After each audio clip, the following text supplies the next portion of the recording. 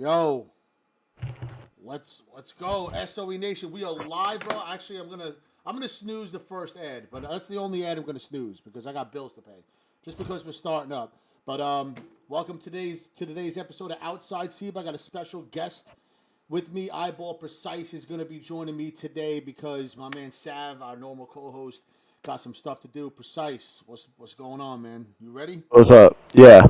Yeah, this is going to be a great episode. I love how you were just starting this show outside of SIBA, and then everything outside of SIBA goes crashing down the Bro, fucking day after. that's so, bro. How bad is that though? Like seriously, how bad is that shit, man? Like I I just started to like people have been. You know how many people ask me all the time, man? Why don't you like I don't know team up with UPA? Why don't you team up with other leagues? Blah blah blah. Be big. And I'm always like I don't know. I don't know how I'm gonna do it. Blah blah blah. So and you know how I have this like rep where I throw people out because I don't want anybody playing in other leagues, which is not true. It's not that I don't want anybody playing in other leagues. I just feel like my whole perspective of it is, and Blitzen, thanks for the follow. Make sure you guys sub because, like I said, I snoozed the first ad. I ain't snoozing no more. My whole thing is like when you tell me like, yo, I can't play. I got another league to play. As my attitude as a league owner is supposed to be, yeah, don't worry about it. SIBA sucks, bro. Just prioritize that. No, I'm gonna worry about my brand. I gotta answer to the thousands of players that play in my league, right? So that's the way I don't hate on the leagues. So I do this whole outside SIBA thing, and I'm harsh on the overnight tournament players and shit like that. And Greens, thanks for the follow. We're gonna get a bunch of follows. And I'm hard on these guys and everything. And then I'm like, you know what? Why swim against the tide? Precise. Like why struggle with this shit? This is the way it is. Why don't I just find another avenue to make content about it? So I'll just cover that stuff. Send me your results for your for your leagues and shit like that. I'll cover the 2K league, and then like you just said, bro, everything comes crashing down the minute I try. Yeah, so that's something to be the talk of the day. But yeah, it is a good idea because people are going to play overnights regardless because they just want to win $15 and put it in their pocket, or they'll play UPA or whatever other leagues are going on, or whatever little things are going on. I mean, SIBA you can play at any level, but there might be some people that have fun playing in other leagues too. They might enjoy it more than they might not get on a good team, and then they don't want to try to get a different team. I don't know. And there's a lot of stuff that goes on in 2K community that you can call outside of SIBA that you can cover on this too. Well, I got confirmation from Ubots and Two Talk of the DMs. They're gonna be jumping in a little bit. They're not here now. They're getting the Publix around 6:10. I told them to jump in there, and we'll start bringing them in. So Now, yeah, I want to hear I want to hear everything. I want to hear all the drama because if they're not under contract anymore, and it looks like none of those players are going to get signed by the NBA again or sign any more contracts or anything. Like, let's hear it. Like, let's hear all the stuff they have to say. I got my timeline pulled up on the screen. Let me just for real quick, just put this back on Twitter real quick, just to put the link. Just tag some people that I feel like are gonna want to tune in, right? Black Frank White has always been a friend of SIBA. You know what I'm saying? There's a lot. Listen, I'll come on there right now and I'll say this right now, right? There's quite a few people in the 2K league, right? That when I found out that the 2K league might be ending and crashing down, I just couldn't feel like and by the way, we got 100 views. That's fucking dope already. This is the highest we've ever done with this show. We've only done it like 4 times, but all right. So they're saying I'm low. I don't know how the fuck I'm low. They're saying I'm loud. My input volume's all the way up. If you're loud, let me see. Let me lower your user volume just a little bit. My fucking mic is all the way up though. Could be my mic. I got the condenser mic, so let me see this shit. This is about as loud as I'm gonna get, so maybe I should start talking loud. But when this whole thing went down, like there are people in the 2K league that I wasn't fond of. Like I didn't have the best opinions of them. You know what I'm saying? Like I didn't have the best opinions of them. I was on Sports Team stream earlier today, and I spoke. I was respectful. There was a time when I really wasn't a fan of his, and the biggest it had nothing to do with him working for the 2K League. A lot of people don't like to do it because they feel like Firefox is great, by the way.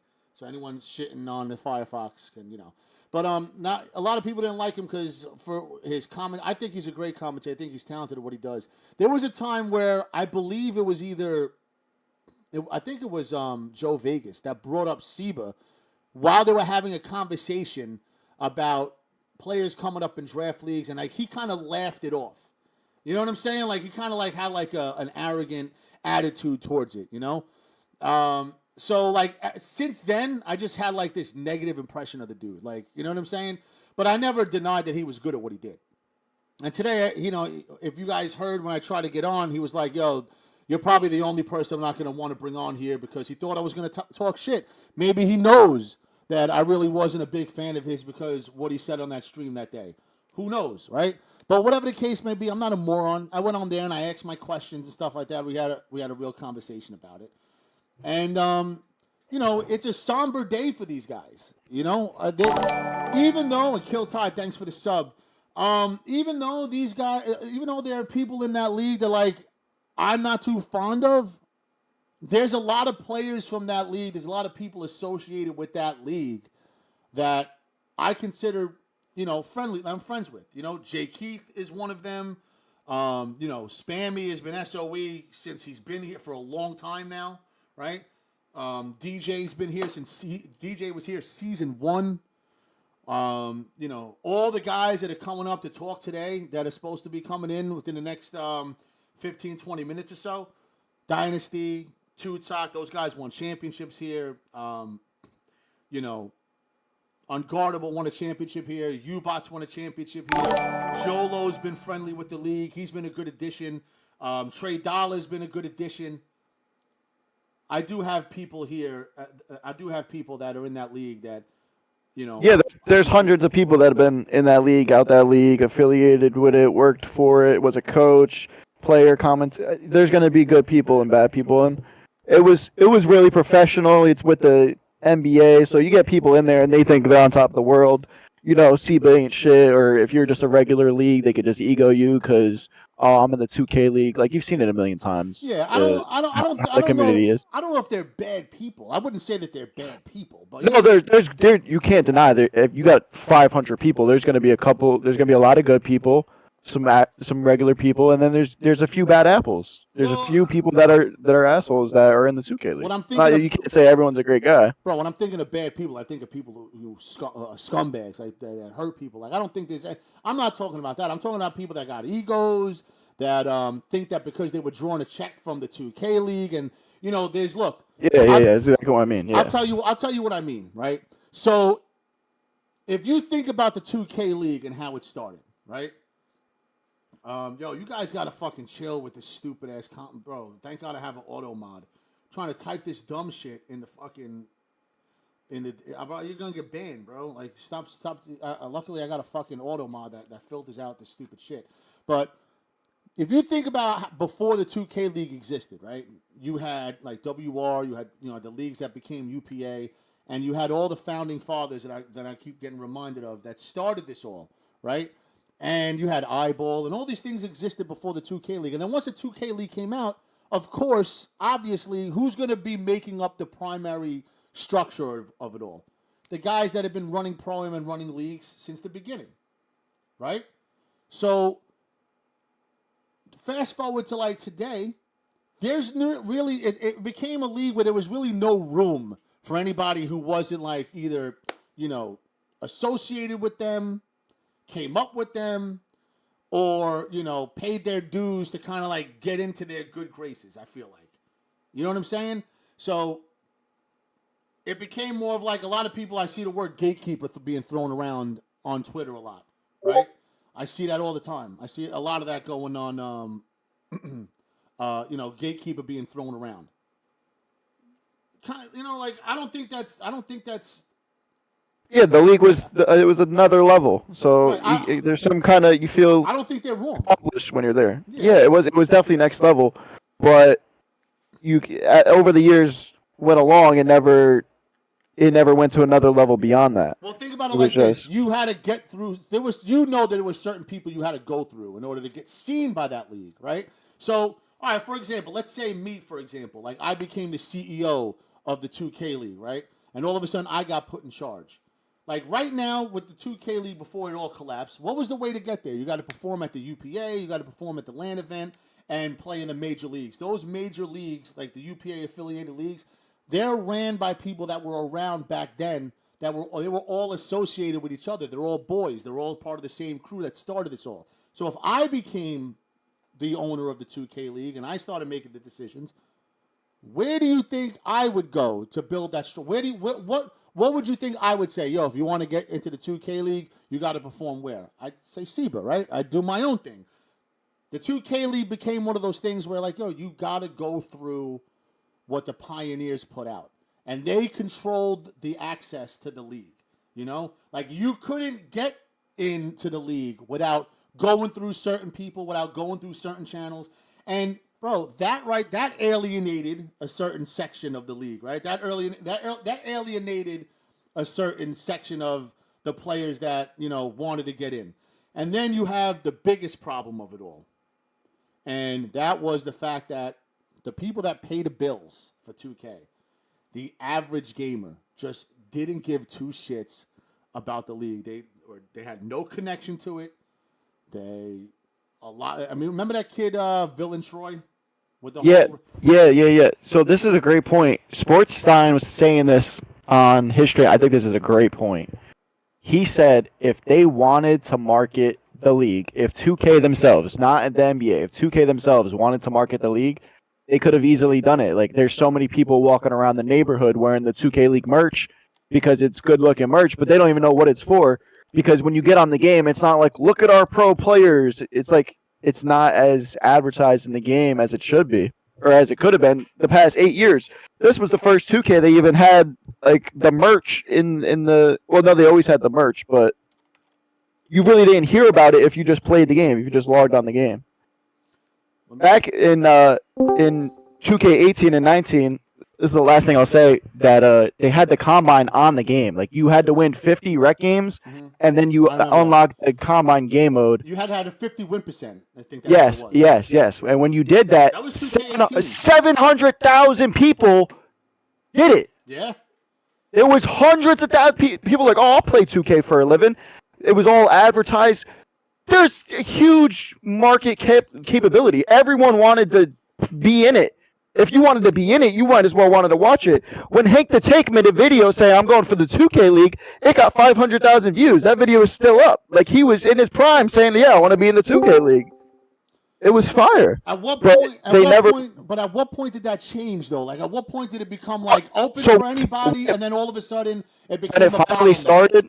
When it finally started in 2K18 and 19, the hype around it just slowly declined because it just wasn't advertised in the game, and like you said, it didn't appeal to the average person. The average person wants to play 2K for a living. The average person doesn't want to watch this league on Twitch that they've never even seen before or heard about. We got U-Bots and Dynasty in the building right now, fellas. U-Bots is here. I'm pretty sure this was his rookie season. This was Dynasty's rookie season. Dynasty made a lot of fucking waves out there today with his posts. And, bro, when I saw that, I was like, bro. Like, look, I'm going to tell you right now, Dynasty, bro, you got a lot of people were laughing, but there was some negative to that. And I was like, yo, I don't give a shit if anybody looks at me as negative for getting them on here. Bro, we're going to bring that shit out, bro. We're going to talk about that shit. At the end of the day, like I said, there's two rules. When you guys are telling your story, I got two rules. Rule number one, don't say anything that's going to make me have to shut the stream down and then delete the VOD and start it over again. That's a pain in the ass. I got 171 viewers. I like to keep them. And number two, this is probably the even bigger rule. Tell the truth. Don't make shit up. Don't lie.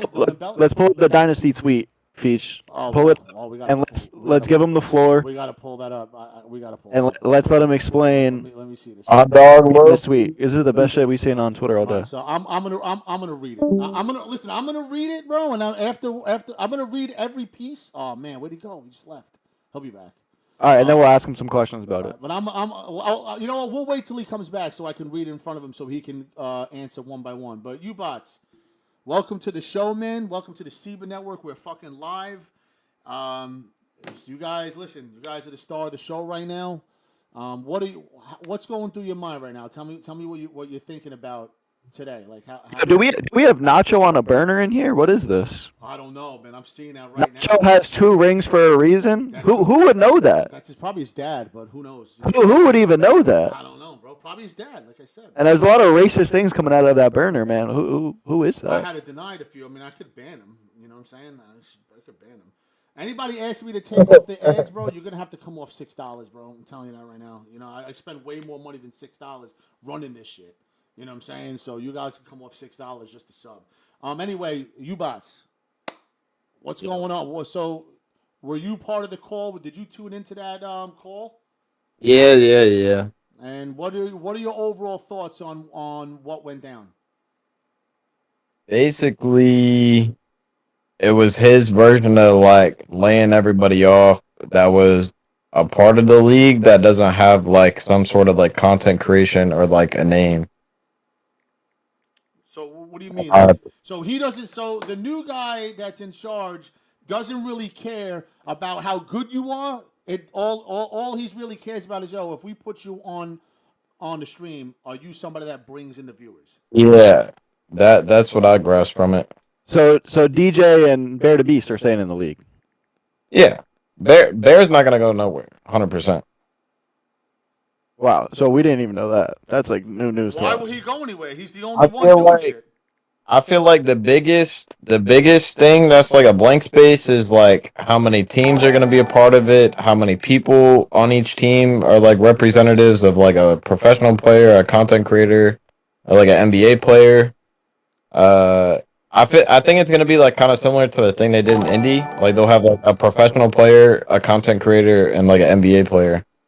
I just want to shout out the dudes. Unable Stretch, thanks for the sub. You guys are subbing. I think that was Kill Ty that actually gifted a sub.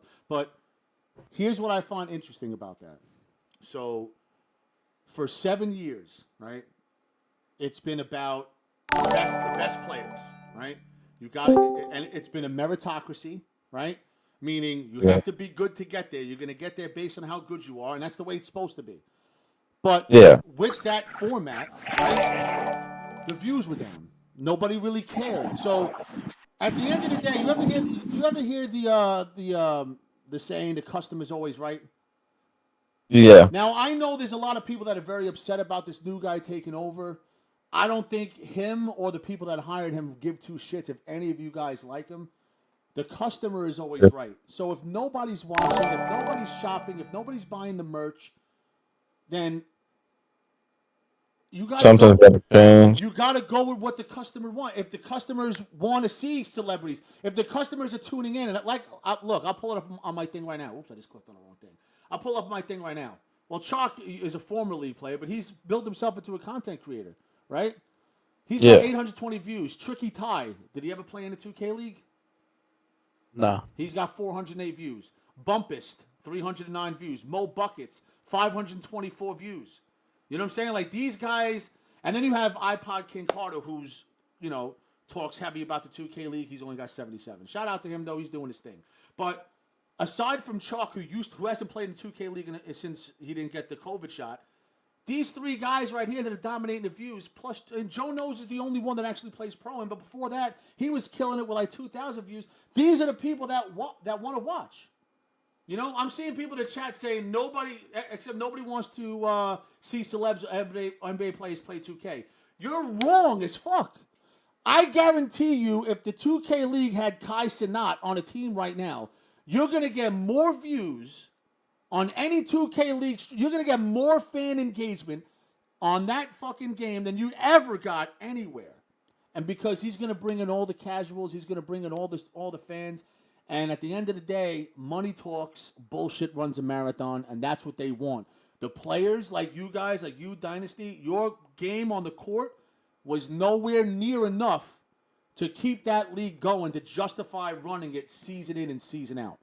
I know that sucks to hear, but at the end of the day, if they're going to go ahead and they're going to take an 18-month break and then come back with something totally different and feature celebrities, bro, what they're telling you is, I'm not saying you personally, but I'm saying you guys in general as a player base didn't fucking know what you were doing when it came to entertaining the fans and making a brand for yourselves. That's what they're trying to tell you.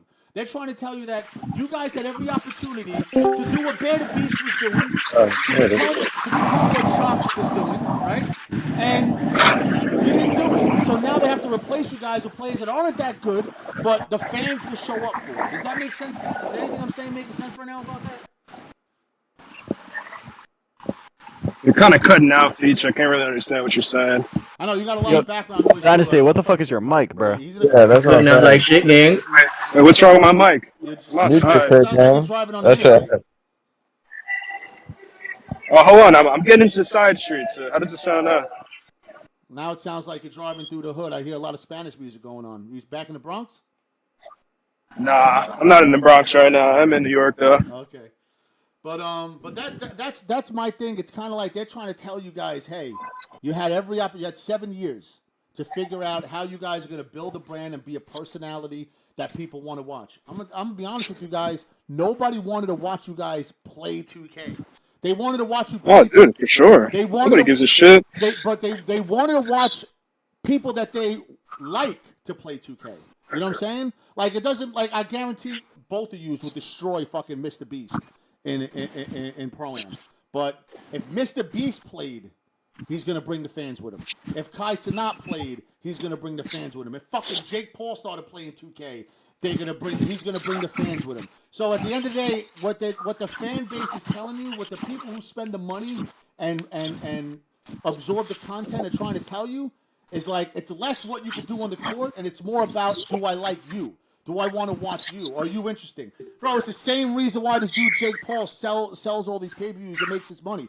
We all know he's a shit boxer, but it's him that they want to watch. You got people that follow him because he's a big-time YouTuber, and then you got people like me who just want to see him get knocked the fuck out. So he's drawing people in. Nobody's watching Jake Paul because they like his boxing style or because they think he's good. They're watching him because they want to watch him either get beat up or keep winning. It's about the person. That's what I'm trying to say. And unfortunately, thanks for the sub. I can't pronounce that name, but thank you for the sub. That was a gift from Hair Dads. Appreciate that. Hair Dads is in the building. I think the other biggest thing was people didn't like they gave the 2K League their own opportunity to like pull in revenue, blah blah blah, and they pulled in revenue, but it wasn't like enough to sustain. Like you can only leech off of like the quote unquote NBA for so long. Like you gotta like branch off and like kind of make your name like individualized. Listen. I feel like again. I don't want to keep sounding like a broken record, but you know, the player base. You guys as players, yeah, it was important that you built your personal brand up to somebody that people like. You know, Tupac when he first started with SIBA, he could stream on Twitch and get like 20 viewers, and most of them were from SIBA, or 30 viewers. Soon as he started killing it with Spicy Boys, he got partnered quick. He had it in the hundreds before that fucking idiot LeBron on Cash Rules tanked the stream. He started Fuck that kid. yeah, but you became somebody that people Fuck that LeBron kid. yeah, you became somebody that people wanted to watch. You know what I'm saying? So all of a sudden, when you got drafted and you were on the team with Bear the Beast, well, that was perfect. That was a perfect setup for you. It's like in the Call of Duty League when people tune in just to watch Scump. Like Scump built a name for himself.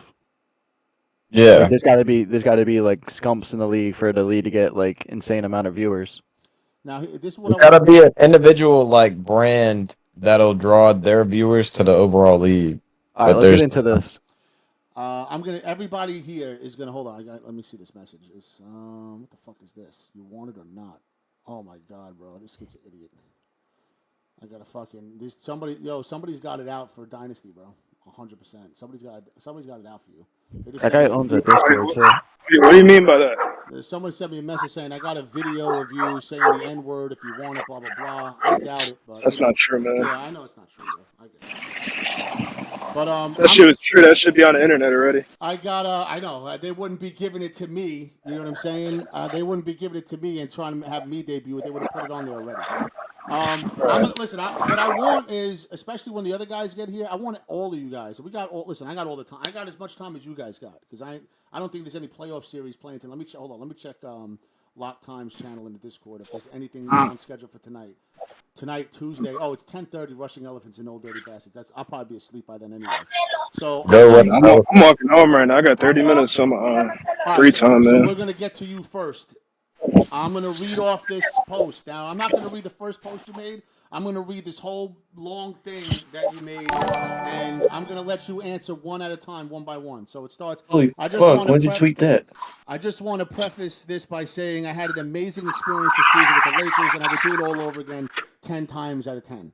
Moreover, I got a lot to say, and the video encapsulates our season perfectly. I'm not going to play the video, but I'm just going to read this. Number one, and when I'm finished with number one, I want you to go into detail. Might have some follow-up questions. Precise might have some follow-up questions. Even your fellow, 2K League players that had no idea about any of this might ask. And for the chat, this is Dynasty talking about his 2K League coach, the person that was the quote-unquote coach of their team. You're gonna know when I read it. They're gonna know everything. So, yeah. Number one. Just tell me what you want me to elaborate on. I'm gonna read it, and then you're gonna elaborate on each point that you made, each bullet point. One. All right, for sure. Incompetent is not even the word to describe this dude. You talk about Nacho Taylor, right? Nacho Trainer, whatever his name is. Nacho Trainer. Nacho Cheese. All right. You know why they call him Nacho Trainer? Because he's Nacho Trainer, bro. He's somebody else's tree. He's training somebody else. Incompetent is not even the word to describe this dude. That was a shitty joke. He would literally ignore us throughout the day when we asked him questions. It's crazy. There were several days throughout the season where he would show up 45-plus minutes late to practice. Some days he would just go MIA and not come in. And he was still getting paid. Okay. He was getting paid, right? This guy was getting... How much was he getting? Do you know his salary? How much he was getting paid? I know everything. He was making about $75,000 a year. He only works 5 months out of the year. The rest of the year, he's basically unemployed. Easiest and he's getting health benefits. And he's getting bonuses. He pocketed about $5,000 when we won the 3v3 championship. So this guy, he's living great, man. He's basically making free money. That's insane. We went through. Oh, okay. So he late to practice. Some days we just go MIA and not come in. If he was there, he would be mute and watch videos while we practice. Now, was he watching? What was he watching? Was he watching OnlyFans, or was he actually watching like tape of other teams? So obviously, it's a little bit of an exaggeration. I'd say about 60% of the time he'd watch his practice and not say anything. About the other 40%, he's watching YouTube videos. He was watching the NBA playoffs. And mind you, this is during a season where we're playing absolutely fucking terrible. We're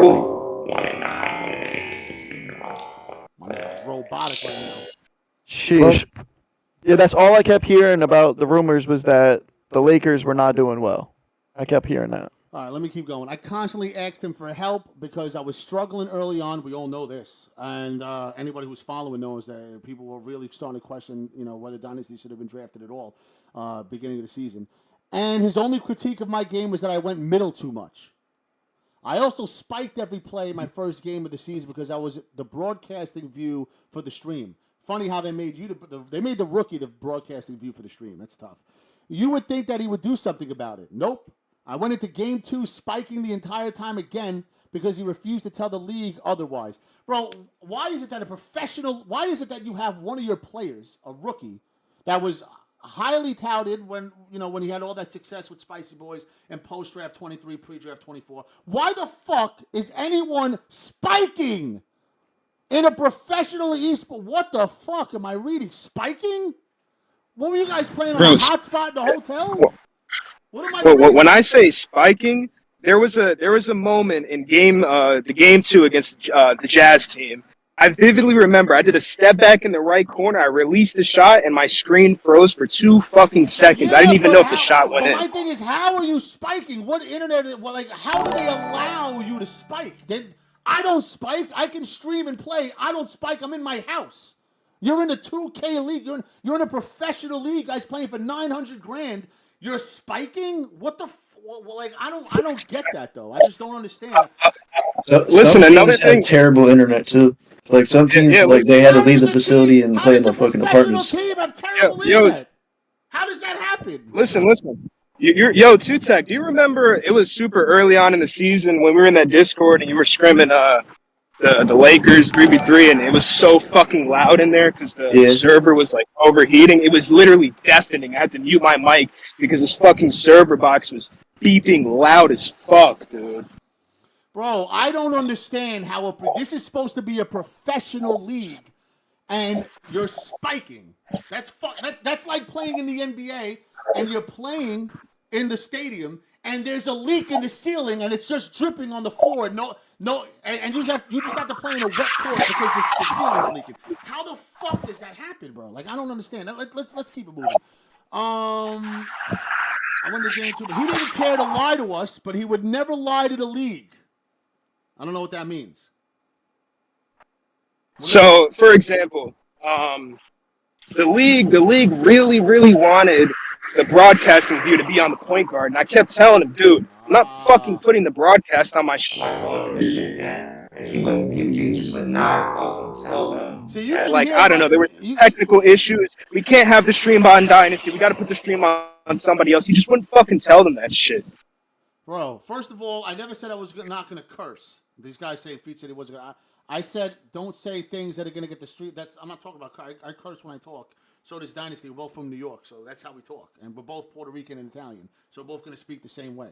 But bro, that's I mean, I can understand why they want the camera to be on the point guard. That's all well and good, but bro, don't have your point guard spike. Lag spikes in a professional league. It's disgusting. Yeah, shit's terrible, honestly. The only reason we won the ticket was because I took it into my own hands to formulate a base set offense. I was too naive to think my coach would provide me with some kind of offensive plan. I was a rookie after all. I spent hours on synergy, figuring out how other teams were scoring right before the ticket. One day watching film on my end, and boom, we won the ticket and made the playoffs. My only regret is that I didn't take things into my own hands earlier on in the season. This point could be the entire tweet, but I want to move on. Okay, so what I want to say about the listen, Feach, it sounds really muffled. I don't know if you're too close to the mic. But, it might be you because I know you were kind of like robotic before. Does anybody hear me muffled or no?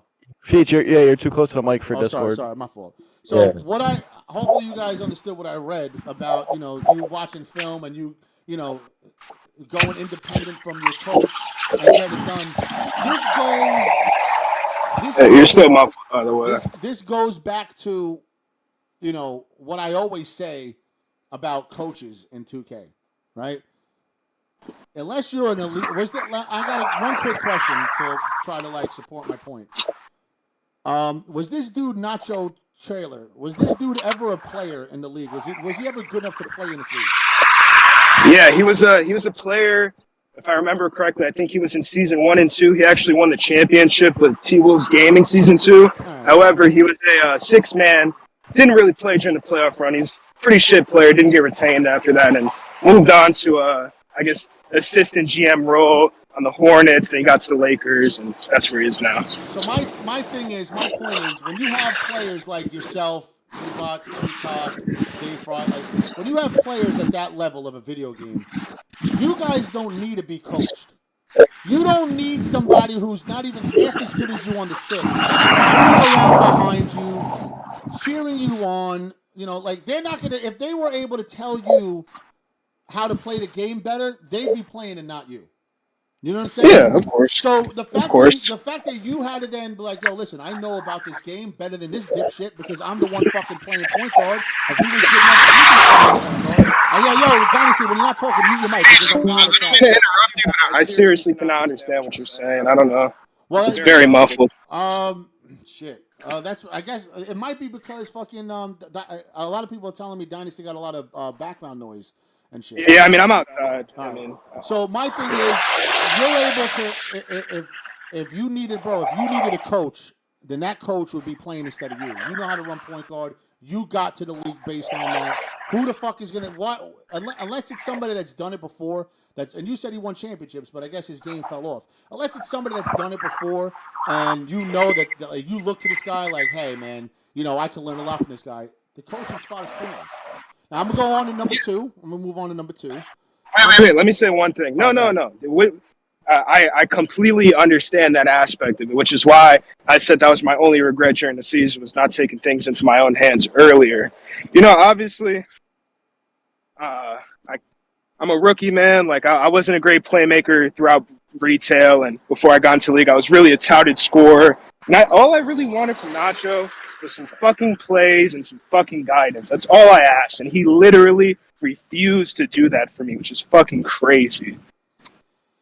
Number 2, yeah, and you know what, bro? He's making $75,000 a year, the easiest $75,000 you'll ever make, and he's not even coaching. The motherfucker made more money than me. Yo, when you're not talking, mute it, because everybody in the stream is saying it's mad loud. All the cars in the background. Yeah, I am. I got you. Why are people saying Chalk is coming at you, Dynasty? Like, why is he saying it's on you? I mean, I don't see that. I guess he's saying. I mean, if he's saying, like I said, I take accountability, which is why I wrote. If he's saying that on Twitter, bro, I'll pull up his Twitter thing and I'll read you what he's saying. But let me just keep going through, because there's 4 points. Point number 2, it just rubs me the worst way how my coach would call us pussies. That's fucking professional. And have all these things to say after we would lose. He was mute during games and practice. My GM had to tell us to run a play during a game. He didn't even know what the play did. He just knew we called it earlier in the game. Nacho had all these fake-ass answers and criticisms of how we played, but would only say shit after we got crushed. So there was no halftime speech of what you guys were doing wrong. There was none of that. He just waited till the end. And why is he calling you guys pussies? I mean, if you want to play the video on stream, you can literally hear him say it. That was ridiculous. He said right, so, literally. Yeah, but why is he talking that way to you guys? Why is he talking that way? I have no idea. I couldn't tell you. That's just. This guy's your coach. Like, this guy's the leader. You know what I'm saying? Why is he talking that way to you guys? He's his own team. Listen, man, this is one unprofessional motherfucker. That's all I can really say. Number 3, my coach was a pathological liar and would try to use his power in quotations, to manipulate us into abiding by what he said. He would constantly threaten us. Not that he acted on these threats, but he would use shit like food and luxuries as some excuse for how shit of a job he did. What food and what luxuries are you talking about? So, for example, the entire season, and even in past seasons, he's telling Crazy and Tro, who have been on the team for a few years now, wait till we win. When we win, when you guys win, the Lakers are going to treat you great. You're going to get all these fucking, all these luxuries and all these add-ons and shit like that. And it was all a fucking lie, which is crazy to me. And he used food against you guys. What is he, starving you guys? If you don't win, you don't eat? No. Listen. When during the 3v3 season, we went 22-3, I think, in series, which, right. I mean, one of the series doesn't even count because we ended up winning the grand final. So we lost 2 series, and he got his food every single time we won. Once we started losing, motherfucker, I ain't taking you guys out, fuck y'all, like shit like that. Like, it was just some weird shit going on. So he was starving you guys to death unless you won. It's fucking crazy. I wouldn't say he was starving us, but what food are we he's just about? using that shit. Is he taking you to Peter Luger's, or is he just taking you to a Chick-fil-A drive-thru? What are we talking about? Some days we're Chick-fil-A, some days we're Cava, some days we're Chipotle. Like, I'm grateful for the food, man. He got us a lot of food. I won't lie. I think he spent around 9 G's, 10 G's on us throughout the season. But again, I elaborate later. The motherfucker's getting free food too. Let's not act like he's a saint.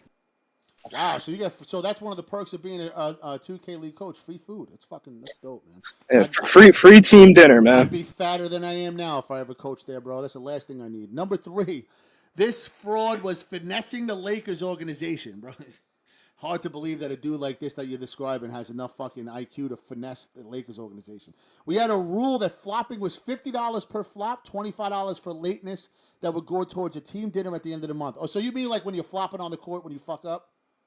Right, exactly. All right. This dude Nacho would pocket this fine money and send the receipt to the Lakers as if he just covered a team dinner for us. Literally a deplorable individual. I'm pretty sure the Lakers would love to find that out. That's crazy. Yeah. Jay Keith just said in the chat, and I wish he would join the fucking stream because he said he would. He said he would try, but he's got to try better. He said that Gen G gave. Let me see. I gotta scroll. Fuck. What did he say, bro? Gen G gave out $500 debit cards for food to all players and coaches. It's nice of him. That is very nice. I wish we got that. All right, finally, number 4, DR. I don't know what that stand. What's DR stand for? Dick Rider. Oh, Dick Rider. Okay, well you could say that on here. Wife's on my rear to clean. You better get that housework done, Jay Keith, bro. Better fucking make sure you feather dust everything, and run that vacuum. That's the sentence. He would only comment on Trell and I's mistakes during practice and games. He was terrified to hold anyone else in the room accountable after they won the threes chip. There was a moment where I made a mistake trying to beat the press during practice. He immediately called me out. VC made the same mistake literally the next play, and Nacho didn't say a fucking word to him because he knows better. The only thing this man was good for was getting us free food. Mind you, he ate for free too. This shit was not out of the kindness of his heart. Lastly, I just want to give a shout out to my teammates, and he gives a shout out to the teammates, and blah, blah, blah. So there was obviously favoritism going around. That's, that's the biggest thing. That was a big concern, the favoritism. Wait, play the video. It's like a 5-second clip. Right. And let him explain that. Nacho, just like you said at halftime, we're seeing her playing like pussies. What the fuck are you talking about? Brother, it's a problem. Trump, you both are doing the wrong thing. You both. Nacho, just like you said at halftime, we're seeing her playing like pussies. What the fuck are you talking about? Who is that saying that right there? Who was that?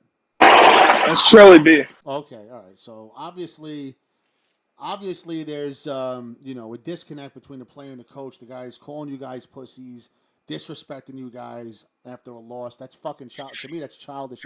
I mean, I didn't do that to my players when I coached at SIBA. Like, that's not even SIBA coaches really do. Only the shitty ones do that shit. You know what I'm saying? So for him to act like that and have his players, Yo, is that during a game or practice? No, that was at halftime. If you listen to what Trell said, he said at halftime, you're calling us pussies. What the fuck are you talking about? Because he would not help us. He would not elaborate. He wouldn't give us He's playing League of Legends in the clip. Yeah, literally. He's fucking playing League of Legends. So you guys are playing a game and he's playing League of Legends. This motherfucker. He's just playing League of Legends, dude. Shit is sickening. League of Legends. So while they're playing a game with money on the line, the coach is playing a completely different video game. No. I didn't say that. The video, no. The video is like that night after we had a bad loss. Okay. The video's from that night. Gotcha. And listen, me and Trell are there after hours. It's like 8, 9 o'clock. We're like, Nacho, like, come on. What the fuck are we doing wrong? And he's just sitting here playing League. He's got nothing to say. The motherfucker's ignoring us. Like, this shit is sad, bro, honestly. Now, there is one thing that I'm getting a lot of messages in the chat. People want to know. Did you witness the masturbation and how big was it? First of all, pause. Second of all, Dexter wants to know how big was it, bro, in centimeters. I really couldn't tell you, to be honest. However, the reason why I say that is because, not to expose him, but to expose him. The motherfucker said he hasn't had any relationships with a woman in 4 fucking years, and the only conclusion we could come to as a team is that he was jerking off every day. To hold that shit in. With the attitude that he had, it sounded like he just had blue balls all the time. And if he was beating off and getting that release, he'd probably be a lot more calm. You know, like when I beat off, I just go straight to sleep. I'm not in the mood to start yelling at anybody and shit. I don't have that pent up aggression in me anymore because it's all released right out into the napkin. So I guess that's what he did. He really didn't yell at us, abuse us. It was just the incompetence that was infuriating. Listen, I feel bad. I would say I feel bad, but then again, bro, you played the game for a living. And where the fuck did Two Touches go? Because you're just about to move the Two Touch, bro. This guy left, and so the fucking U-Box. Two Touch in there. I would have.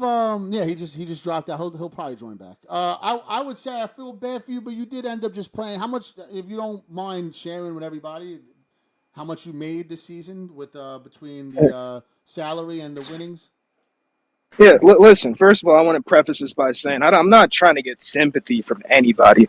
Obviously, I know I had a fucking terrible season. I was pretty shit for the entire regular season, listen, and I only performed. The thing about that was you couldn't bring the Zen with you to the league, obviously, so you had to do it on your own. Sure, man. Anyways, like I was saying, to answer your question, I pocketed about let me think. Hold on. We won about $30,000 extra after taxes and winnings, and then you add that onto my base salary. After taxes, I probably took home something like 50 to 60 grand. For a few months' work, it's not fucking bad. That's not Yeah, fucking bad covering at my all. housing, covering a lot of food. My main bill was shipping my car to Cali and back, which was $3,000 in total. So I saved a ton of money. I'm eternally grateful for the experience, but I just had to speak on what the fuck was going on. Listen, you had the experience of a lifetime. You can always, when you grow up and you finally find a woman willing to, give it up to you, and you have kids, you can tell those kids, hey, your father played professionally. He was a professional video game player for the LA Lakers esports team.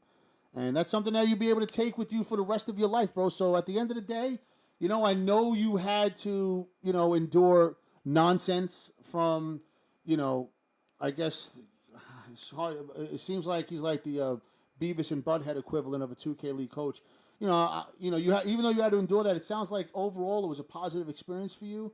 And the saddest part about it is, that's it. There's not even I'm getting retained or I'm going back in the draft and try.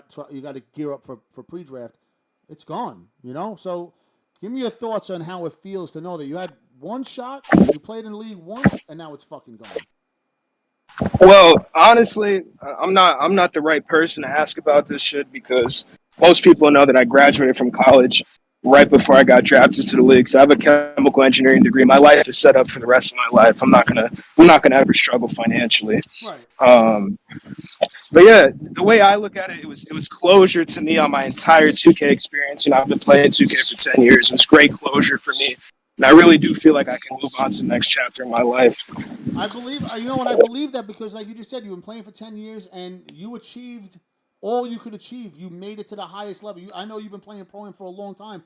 To consider where you came from playing in those overnight draft leagues with UBL Mike, to coming to SIBA, to playing for glue guys and losing all the time with glue guys. Shout out to glue guys and Coobs, but you guys didn't do a lot. He never really did a lot of winning there. And then parlaying all that into a spot with Spicy Boys that are going on that magical run and shit. And, you were able to go and take a hobby and reach the highest level. So, you should definitely be proud of yourself. And, there's a lot of people that are watching the stream now that, tried their asses off to get where you got, and they couldn't do it. So only you're part of a 0.001% of people who play this game that can say that they play this game professionally. Yeah, of course. Everything you said is spot on. So before before you got it, I don't know what kind of time you got. You could stay the whole fucking stream. I don't give a shit. But, I got time. All right, cool. So you can hang out the whole time. We could just be you and Precise could bullshit the whole time. Give me your opinion on why this whole like behind the scene. Is there anything behind the scenes that we don't know as to that contributed to this whole thing? Like, is there things that the league's not telling us? Is there things that I don't know if you watched Sports Dean's stream on Twitch earlier? Is there anything that didn't come out there? Are there things that only like a select few players would know or the players would know that nobody wants to talk about that kind of contributed to this? Like, what do you think contributed to this whole thing? So by this, you mean the league basically ending and everybody getting fired? Yeah. To be honest, I've only been around for 5 months, so I only really hear rumors. But I'm really not the right person to ask. I would say you got to bring somebody on who's been in the league for a long time to really talk about the downfall of it. I really can't speak on it. It's going to be hard to get people who've been around the league for a long time to actually speak on it because, some of these guys, they made connections and they they don't want to burn those bridges. You're someone that obviously doesn't give a flying fuck. I'd be the same way as you, and I would just, air out the dirty laundry. And, you basically did what I said earlier. You did the whole, what was that, half-baked. Fuck you, you're cool, fuck you, I'm out. That's basically what you did. Yeah, so, what's it called? All I really know about what happened was that this CEO guy, this Andrew dude, got hired. And basically, he's, I think he's with the NBA, or basically he's above 2K. And he went to all of the NBA organization presidents. So I'm talking like Genie Bus level of president, the top of the top. And he basically pitched this idea to turn the league into some engagement influencer farm. And it seems like that's the direction it's going in. And they basically want that to be what the league is moving forward. So this tells me something. So I'm not close to the league like that, but you know, last year, and I met the guy in person at the 2022 draft when he had it in New York. Brendan Donahue stepped down out of nowhere. You know. Oh no, he got fired. Oh, he got fired. He resigned, but they got him the fuck up out of there. Tell us more about that, because as far as I knew, he resigned to spend more time with his family. He still got 2K League all over his Twitter. So usually when you get fired, you're not really allowed to use that shit. So go into detail with that, or whatever you have. That's really all I know. I know this motherfucker, you know, he didn't resign. That's all I know. So you don't know why he got fired? Thank you. I think it has something to do with the league, you know, not being profitable, and they just didn't like the direction that he was taking it in, I guess. You know, he had it for 6 years. So. Well, Z Kraken, one of the best players on the planet at 2K, said he left because they wanted him to be under this new dude, and he said, hell nah. Maybe that's true. I really might be spewing bullshit, to be honest. So listen, I'll tell you what's a bad sign. And, you guys in the chat, let me know.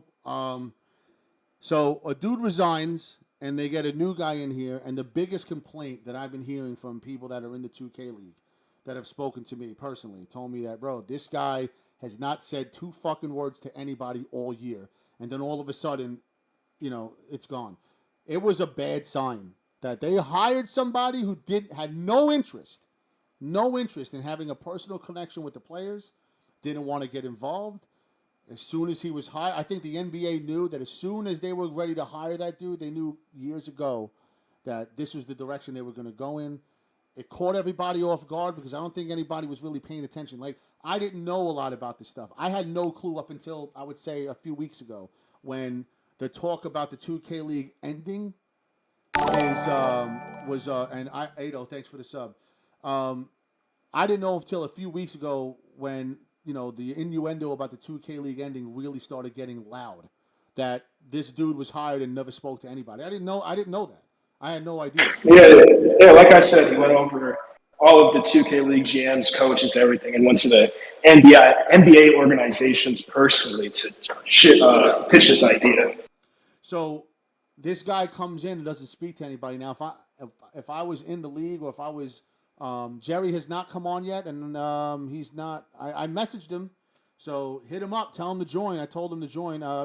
Iggy Mo said he would join. He said he'd join a little bit later. He was doing something, so I told him to join the Publix whenever he gets ready. I got it up right here. So whenever he gets ready, his U-Bots is back in the building. Good shit. When a guy comes in and he doesn't say a word to anybody, right? Basically, he's trying to. What that means is he is not interested in making any personal connections with any of you guys. Kind of like, you remember when LeBron came back to the Cavs and he tagged everybody, but he didn't tag Andrew Wiggins, and everybody's like, why the fuck did he not tag Andrew Wiggins? And then a week or so later, he got traded for Kevin Love. There's a reason why he didn't say it to him. And that's of course. That's kind of like the same mentality here. Like, he didn't want to make a personal connection with all of you because he knew the purge was coming. He knew it. His job wasn't even a lot of people a lot of the GMs in the 2K League, a lot of them are complaining that we got a new leader and he wasn't a leader at all. He didn't speak to us. He didn't act like a leader. His job, what he got hired for, his job wasn't to lead you guys. His job was to make sure there was stability, get the season out the way, and then wipe the slate clean. If his job was to lead you guys, he would have came in there from the beginning and started leading. That's not what his job was. His job was to wipe you guys out, fire all you guys, and rebuild something new. That's what he was hired to do. Anybody could have saw that the minute they started realizing, hey, this guy, we're not even hearing anything from this guy. Bro, that's why the rumors came out. Well, but that's why I said on Sports Dean stream, the writing was on the wall. He kind of got a little pissed because he felt it was insensitive. I didn't mean to be insensitive, but like that was a thing. That was like my mentality when I heard them talking. I was like, bro, you guys had to have seen this coming months ago when they hire a new guy. He doesn't even introduce himself. Like bro, that right there lets you know that you guys are done. You know, and then he comes in 8 minutes on a fucking stream. You're all gone. Pack your bags. Get the fuck out. He did exactly what he was hired to do, and they're going to come back. They're going to come back and completely revamp it. You know, and look, time will tell on whether or not this was the right move, right? A lot of people are pissed right now. Sucks that people lost their jobs. I'm not saying it's cool when somebody loses their job, or I'm not even saying like, yo, suck it up, this happens. I'm not saying that. I'm not being insensitive. I've lost jobs before in the past when I had a fucking newborn, and it sucks, right? But time will tell if this was the right move. Now, if the 2K League comes back and it's profitable and it's building, tell him to scroll all the way down. Tell Jerry to scroll all the way down and just pick a voice channel.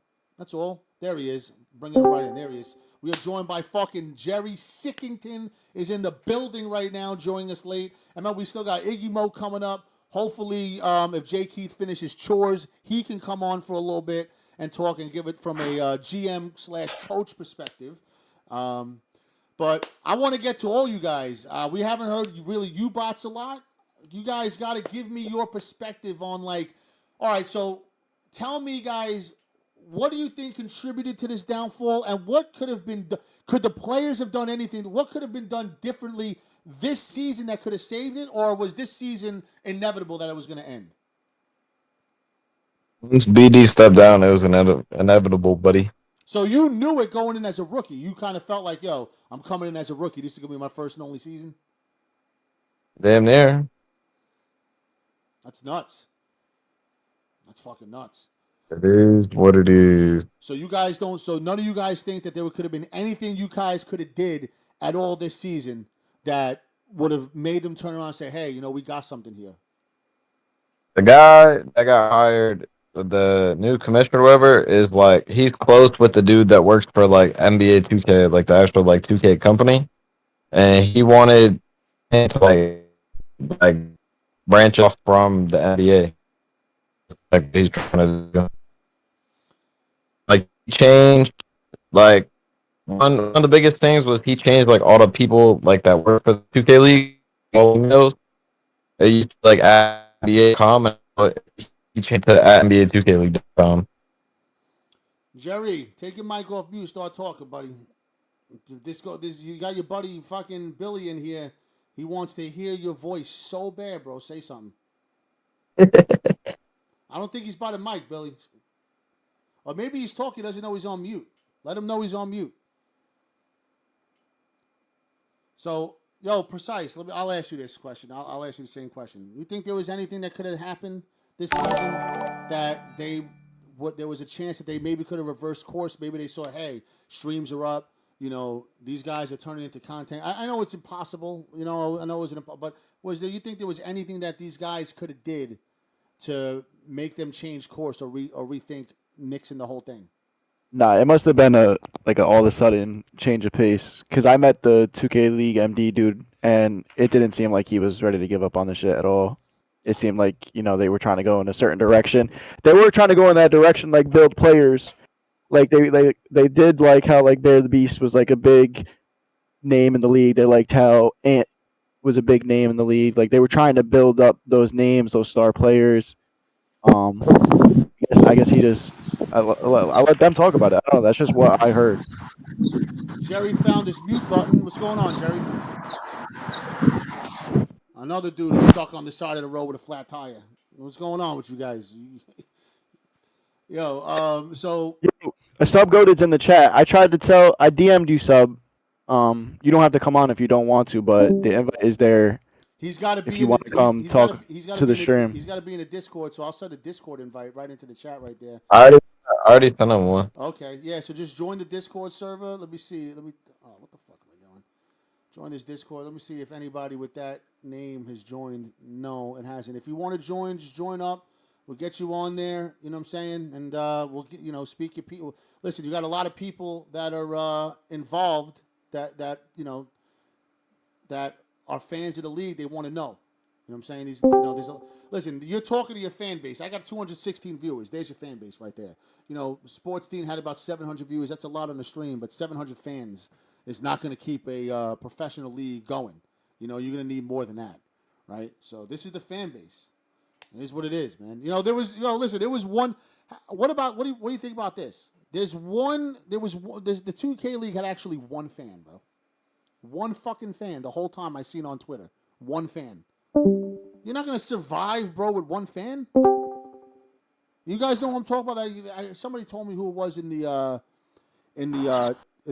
Twitter space before, but it was only one person I ever saw. Matter of fact, Billy, right? Billy Costa. I would see him post on the Knicks gaming posts when they were making posts. He's a fan. He was the only dude I actually left a comment like, bro, you're the only fan of this fucking team. There's one person commenting on a Twitter post for the Knicks gaming in New York, in the biggest fucking city. There's like 13 million people in the New York metropolitan area, and you're trying to tell me Billy Costa's the only fucking fan they got? He's the only one that's got fucking Twitter. Somebody's bringing up John B. Marine. Who's that? That's the dude that patrols the streams, right? The mod for the streams. Sick, you all right, buddy? Jerry. I don't know, man. He's having technical difficulties. I've been reading the chat and shit, and there's a lot of different theories. That's why I wanted to get you guys on as players that are involved, so you guys can clear up certain things. That do I bring Billy in? Billy, I'm gonna bring you onto the stream because I know you were sitting there, bro. Billy, Yo, can you hear me? I can hear you very loud though. Let me try. Yeah, see, you don't know what Yo, Feach, this right here is a perfect example that a lot of these motherfuckers are in trouble, bro. They can't even change a light bulb. Now there's no more league. They're fucked, bro. This kid Jerry can't work Discord, bro. User Burner saying Chamberlain was his nacho. That's fucking hysterical. But yo, Billy, as the one and only fan of Knicks gaming, how does this make you feel that you're not going to be able to watch your home team play the sport? To be honest, bro, with the 2K League, bro, like, I kind of saw this coming because like nobody like views their stuff like on Twitter, like on social media, and like if you're not getting views and you're not making money, like then like what are you doing? Like like I kind of like I look at it like they drained the swamp. Like the 2K League was like the swamp, and they drained it. They got rid of all like the non making money like feature of it. So like now they're like gonna go a different direction. So that's how I look at it. Like if they're not making money, then they got rid of everybody. Jerry, the same way like you get rid of coaches that the same way you get rid of coaches that don't do what they got to do. Like they got rid of something that is not making them money. Like they're not making money. This kid Jerry got his camera on, bro. What's going on, man? Yo, Finally, you figured out how to use it, bro. Finally, we were waiting for you to. No, I had to turn my camera on, so you guys got to look at my front yard. Okay, what's going on in your front yard, bro? Check it out. Nice, yo. Hold on, go to the right a little bit again. Go back to the right. Yo, why is it that the neighbor's grass is so much greener than yours, bro? You don't water your grass? What is that? What am I looking at over here? What is that, bro? You gotta get a sprinkler system or something, bro. We had this old lawnmower. Damn, man, that grass is fucking starving. So that's dead grass on top of. That's like the grass we just cut. Sitting on top of the grass. You gotta rake that shit, bro. Yeah. We just cut it 10 minutes ago. Okay, all right. Cool. Yo, Feach, should I turn my camera on, bro? I'm in bed. I just woke up, bro. I'm scared. Yeah, turn your camera on, Billy. That's what we're waiting. Hey, listen, bro. We don't need anything to get. Listen, we already had one masturbation story with the Lakers coach. We don't need another one, bro. You know what I'm saying? Okay, yeah, I'm not gonna. Wait, hold on. So Dynasty, he just whipped his shit out, or what? That's what I want to know, bro. That's what Devil wants. Dynasty, that's what Devil wants to know, bro. Devil wants to know. Devil wants to know if did he have to use two hands? These are the crazy shit that went down. See, shit like this, I understand how the league wouldn't want this shit to come out, but here's the biggest mistake that I think people make when it comes to 2K, bro. This is an esport. This is gaming. The gaming community is vulgar. It's fucking nasty. It's funny. That's why I can't stand when I see these like pro-am leagues try to act and role play professional. Yeah, fuck that. Bro, you see how I look how I'm talking. You see how I act, bro. My wife, we're watching the UFC 303 post fight press conference, and we'll listen to fucking Dana White cursing and talking, whatever. And she's like, "Yo, he reminds me of you when you're talking about SIBA and shit. Like you're the owner of the league, and you're just sitting there cursing, like you're just talking in a living room full of dudes. You know what I'm saying? Like you're just chilling out with your boys."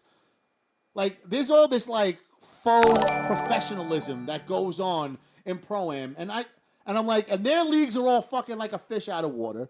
My league is fucking blowing up we're gonna have 12,000 people in this Discord maybe by the end of the day, right? And you Bring back the G League, bro. And bro, you got this fucking idiot 42-year-old garbage man from Staten Island running this shit, bro. Not professional at all. And we got the high school, we got college, we got the pros. Now you just need the 2K league part of SIBA. We got international. Don't forget international. We're international with it now.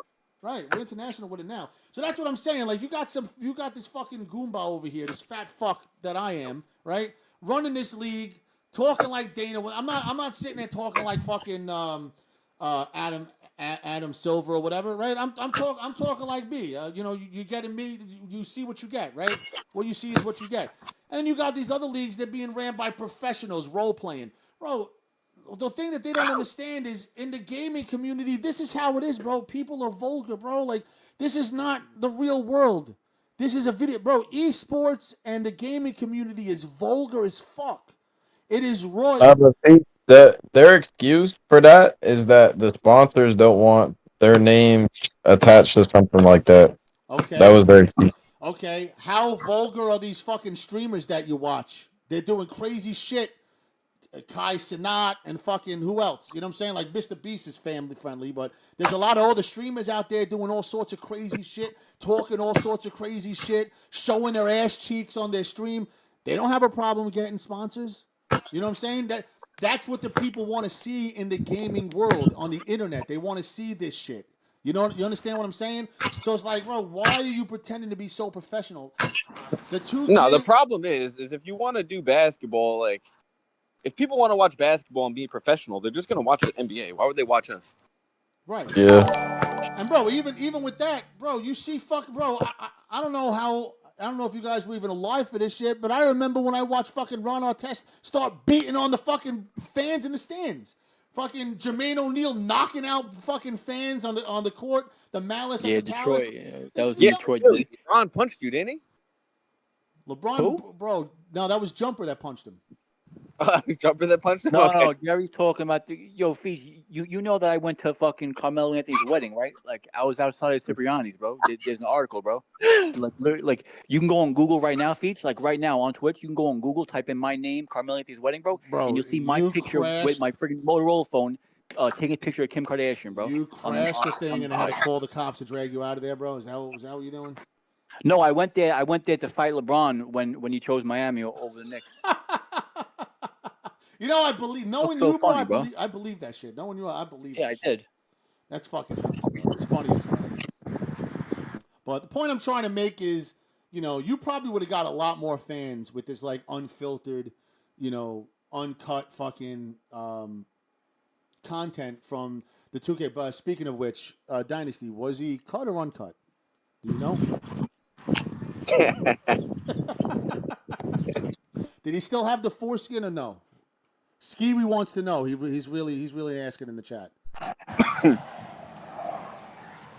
Did it fit in your mouth, Dynasty? That's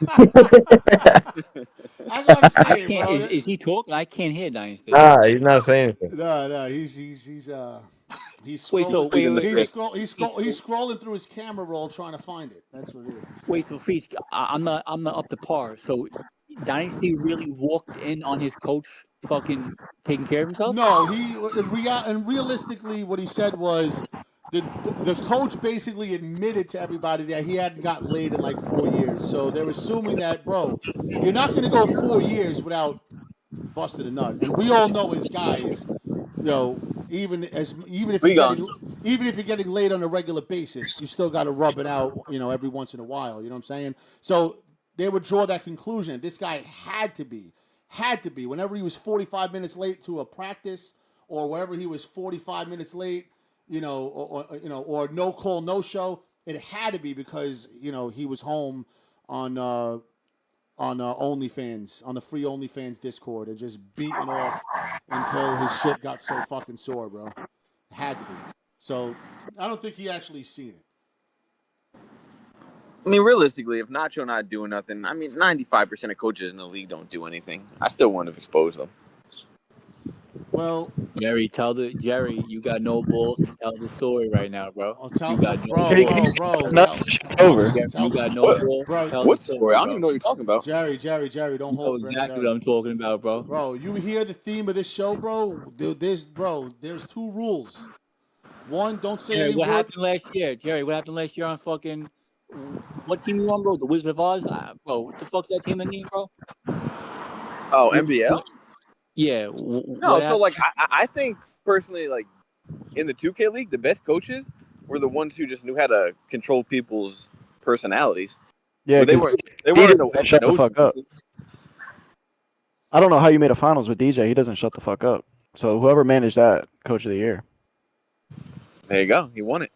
Well, see, in my opinion, with what we spoke about coaches before and how you guys. Hold on, Feach. I think Jerry was a coach of that team last year. Jerry, tell the story, bro. I honestly have no idea what you're talking about. Who'd you tell to go fucking stand in the corner because they don't fucking do nothing anyway? Oh, that was just me raging. Yeah, but who did you rage towards? Oh no, I was right. I raged on Jay. Jerry, come on, bro. Grab your ball. I raged on Jay Keith, but it had nothing He told to do with Jay Keith, stand in the fucking corner. You don't do anything anyway. He went there. No, but that was just me being mad. That wasn't like anything to do with Justin. That was in a 2K league game. I didn't know he was a player. I thought he was just a coach. Yeah, I was tweaking. We scored like 18 points or something at half, and I was just mad as fuck. Jay. Yeah, I got to throw a temper tantrum. Yo, Jay, get in that Publix, fight back, bro. Put the toilet scrubber down for a few minutes. Take off the rubber gloves and get in here and fight back. But this, bro, we're sitting here just bullshitting and stuff like that. Like, these are real stories, bro. Like, these are things that go on. In my opinion, these are stories we're talking about. These things go on in an Xbox Live party, in a group chat. These are the things that, like, I'm not a pro, but I'll say us because I played this game for years. These are the things that us as players of this game we'll always remember. Like, we'll always remember the arguing, the fun times, the laughing, blah, blah, blah. And then when you get to the 2K League, it's like they strip that from you. You're not allowed, bro. You're not allowed to say certain, you know what I mean? Like, they just neuter the shit out of you. And, but that's that's the most fun part about this whole thing when we play this game is that content, is that unfiltered shit that goes on. How many times do you see, especially on Twitter, like, man, these are the fucking funniest group chats, man. These are funny parties. We got the tens lobbies going up, right? Everybody's just fun, having fun, chilling, and people put it on stream, and everybody's watching, being hysterical. And then you go to the 2K League, and, bro, it's such a big deal that this dude Colt started screaming at somebody. You know what I'm saying? All of a sudden, he went viral overnight for it. And, bro, where was that the whole fucking time? Where was that type of shit the whole time, this thing, for the past 7 years? They didn't get a clue that, this is what fans really, fans didn't care about the performance on the court as much as they cared about the personality of the league. They were trying to keep it professional with the NBA name and everything. Like you said, the sponsors and like they said, it just tied to it. All this. I mean, yeah, and also the first 3 years in the league, we weren't allowed to say. I mean, not that I ever did, but we weren't allowed to say anything. It was just up until like this last year or two that they started letting you be a little less like filtered. And now it's too little, too late, and now they're gonna hope that, hey, the celebrities can carry us, But and now the celebrities are gonna go fucking curse at each other and get clips and post it on TikTok, and that's gonna. They're probably not even going to do that because they don't have to. See, you guys aren't celebrities, so here's the difference. The celebrities are going to be like the actors and the actresses that we like to see. They're the entertainers that we like. You guys are the people that nobody knows, but it's reality TV. So if you're not a celebrity, if you're not a personality that people want to follow, right? It's got to be unfiltered content. You guys have to be the reality TV of it all. You were never going to be. There was never going to be a perfect balance of professionalism and raw, unfiltered content. You guys. For all that, they might as well put a camera in all of our rooms, all our practice facilities, and that would have got you the real juicy stuff. They should have fucking did that. Yo, do you know that I wanted to do that when I was sponsoring OPM? I told these fucking dudes, yo, I want to start the fucking first ever 2K Pro-Am reality show. I wanted fucking hot mics in every single party, every single practice, every single argument. I wanted you guys to film yourselves in your real life doing shit. I wanted unfiltered shit and put it out there. You know what I'm saying? Like, yeah, they should have did. They should have made it. Like, you ever see what is that? The fucking Tough Enough, The Ultimate Fighter, right? Where you got the two rooms of these UFC fighters going. They're living together in these dorms and shit in these houses and everything. And like they got cameras everywhere. And once in a while they cut to like an interview. They should have had that with you guys, bro. They could have did that with you guys. They had to do it with you guys because none of you guys had any star power by yourselves going in. Nobody knows who the fuck you guys are. You're just regular gamers, bro. People have to know who you are. They have to become fans of you. You know what I'm saying? Like I feel like they blew it big time. That would have been a big time way to create content for you guys. What were they scared of? I don't know. If they had a camera in the room for every year I was on a team, oh man, I would have had a crowd. Bro, mad people would have tuned into that shit, bro. I'm telling you. I never watched anything 2K League except for recently.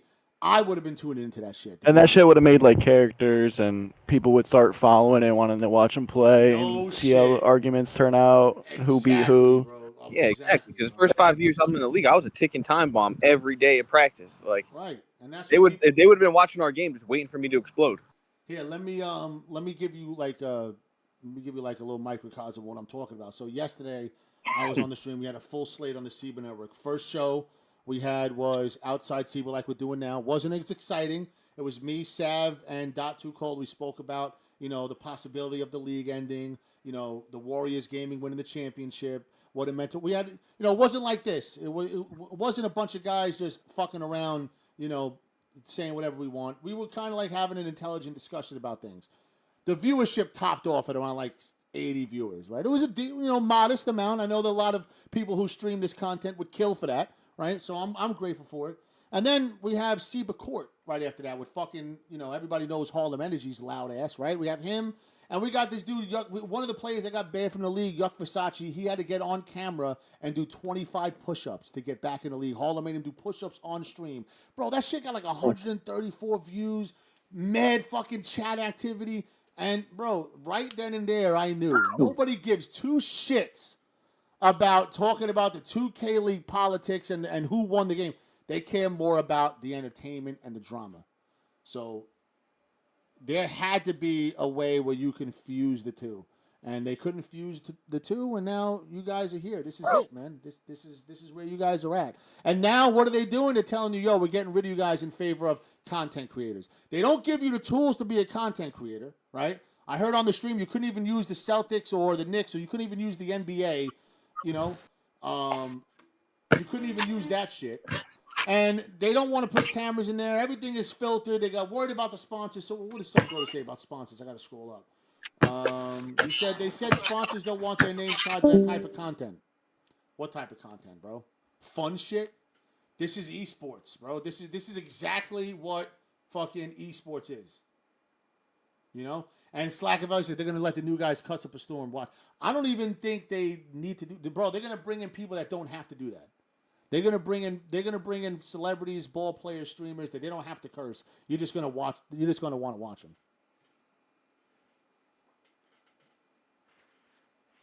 Now, Precise, you create content. You were never in the league, but you create content. You do pretty well.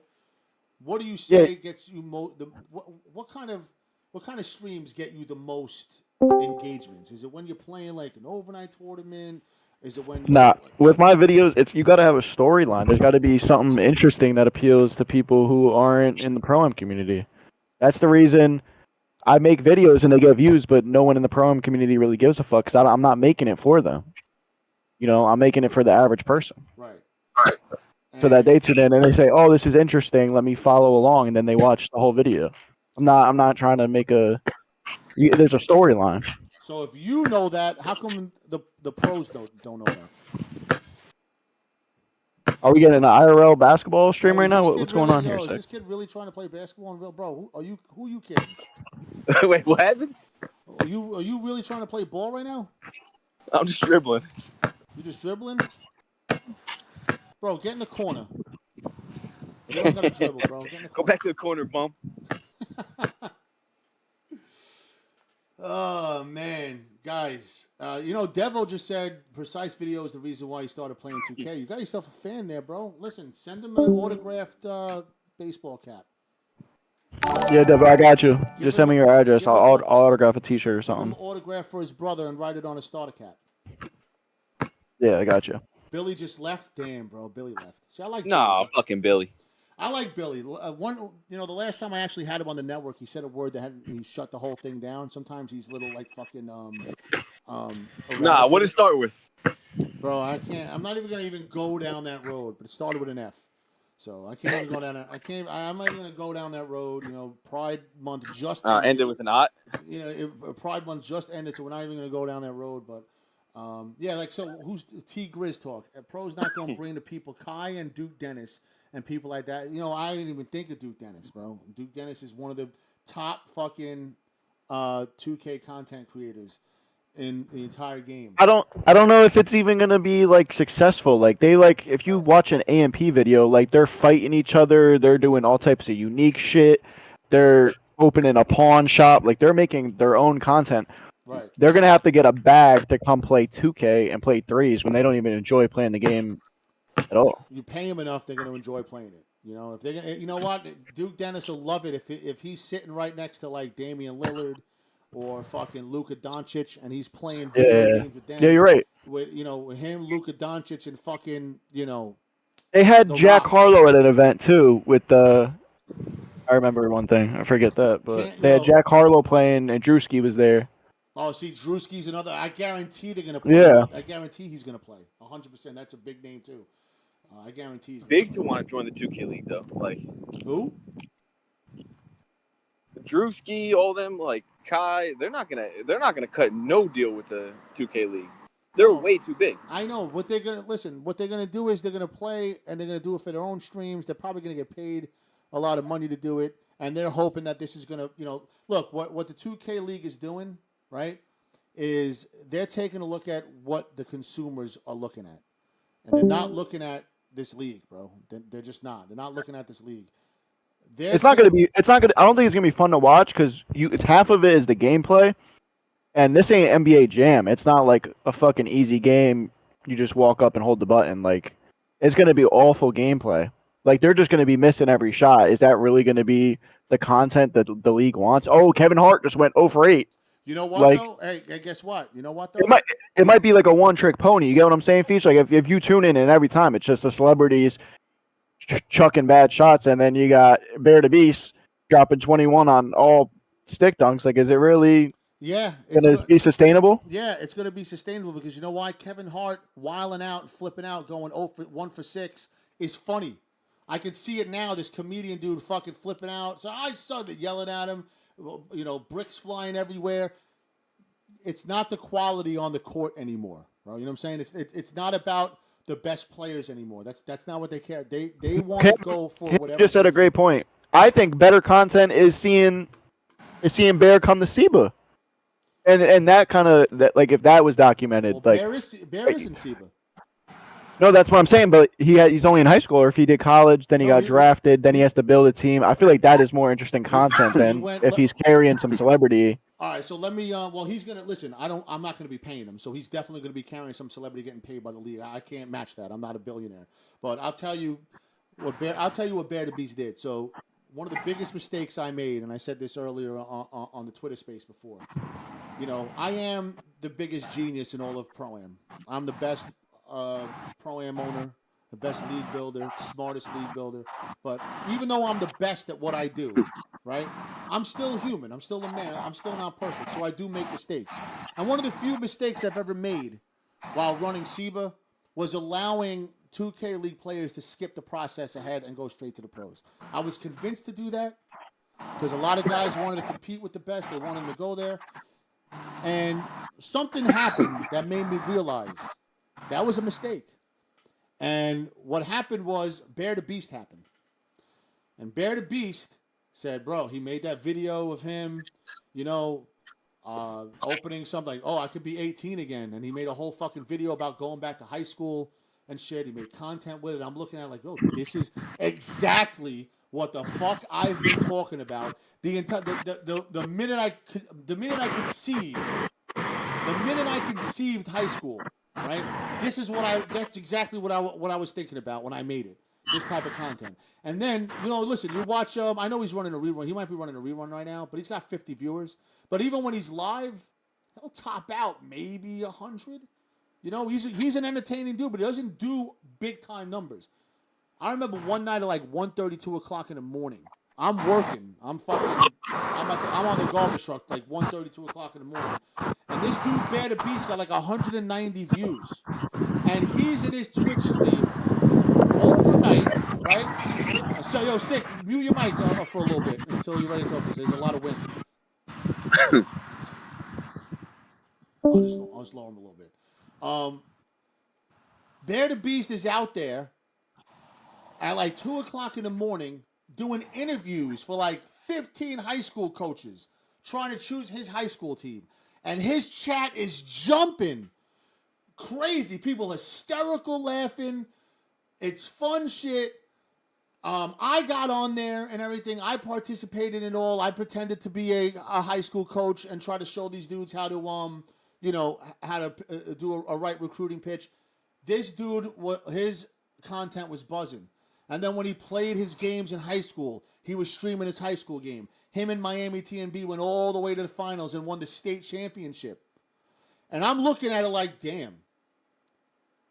This dude, what he did for high school was he brought so many eyes to this shit.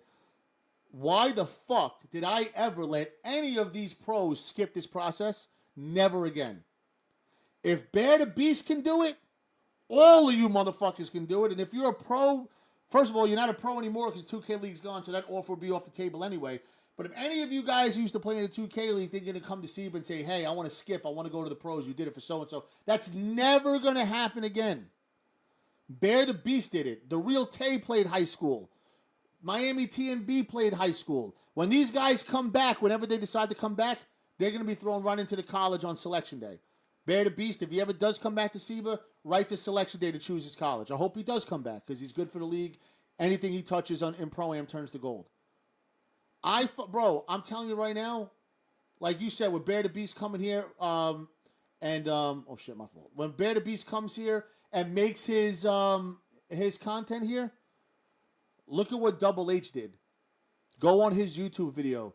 Massive YouTube videos documenting his journey from raw prospect to high school to college to pro. It's the entire fucking journey. It is the entire journey. That's the whole point of SIBA in the first place. It is a treasure trove of content.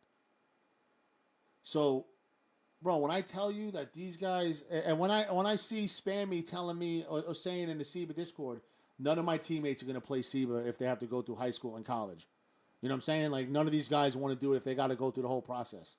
Now, Precise, you went through the whole high school and college process. Was it bad? Like, you know. Yeah, I wish I took it more serious. So you wish you could, well, there's no going back because now you're in the pros. Yeah. But what would you have done differently? I just wanted to make it to the pros. I wish I would have spent more time on choosing what high school team and college team. I was just trying to just get the games over with just to get on to the next level. Yeah, but I really wish I looked more into it and tried to get on a better team and like win it farther in the playoffs. Well, you know, because it's just fun. It's just fun. It's just fun to play. You missed out on the opportunity to get a triple crown. Now we got to deal with the fact that only Fitz is the only player to have a triple crown, and shit. You know what I'm saying? So, and you I look. have taken the pros What's that? fairly serious. I have taken the pros serious Well, in of the course, draft and everything, of and course. the combines, And you listen. and I got good content out of that, just in the pros in general. But there's content at every level. Well, you listen. You guys had a bounce back season. It's unfortunate you guys got knocked out in the first round. But you know what? The most important thing about that is you took a step forward. Last season, you were 8-10. That's the storyline. It's all documented. I have it all documented. I just got to put it into the video. But there was, the rookie season. I was number one pick. That's a story right there. Then we had a horrible start. The grade out happened. It immediately started. That's the conflict of the story right there. The movie starts. I'm the number one pick. That's not even the highlight. The highlight was, you just got set up in the worst spot. You got Harlem's the coach. You guys were 0-18. There's a huge story there. And then we had to work our way back up, get through that season.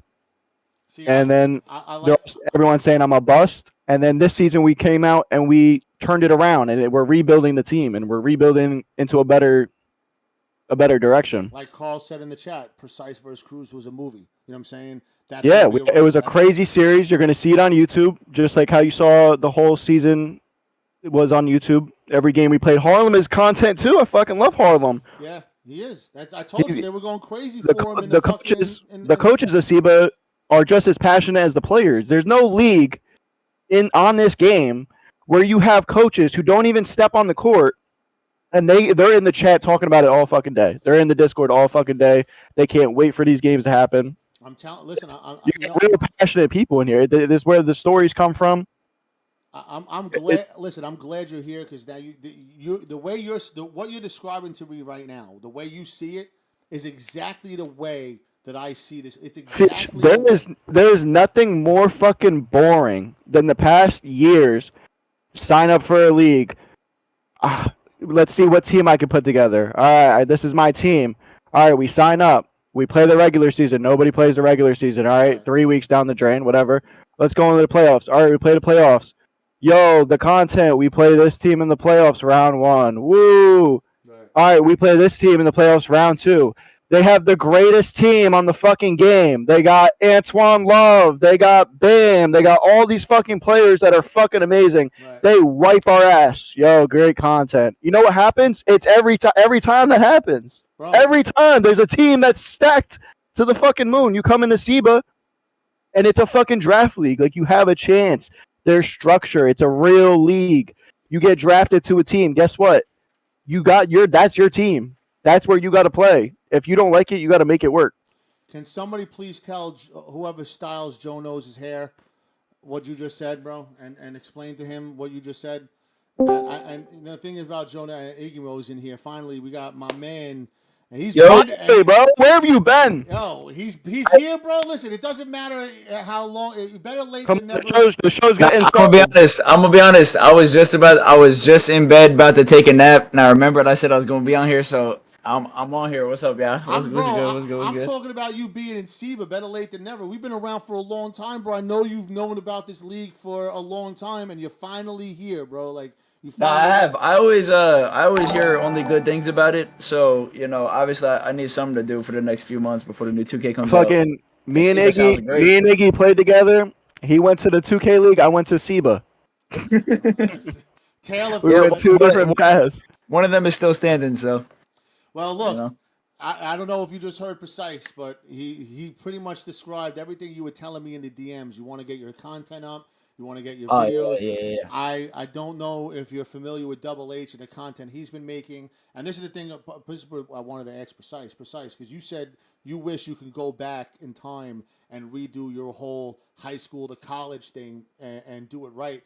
Because have you noticed what Double H has been doing, making these like fucking hours and hours long YouTube videos documenting his progress, coming in as a raw prospect, being in the playground, having to find a coach to take his team on, getting on a high school team, playing his high school season, being a third seed, going all the way to the state, winning the state championship, then picking a college on selection day, playing in college, winning opening night. SIBA is a wake up call. Like, you get in here and you'll see someone in the Discord. You click on their Discord profile.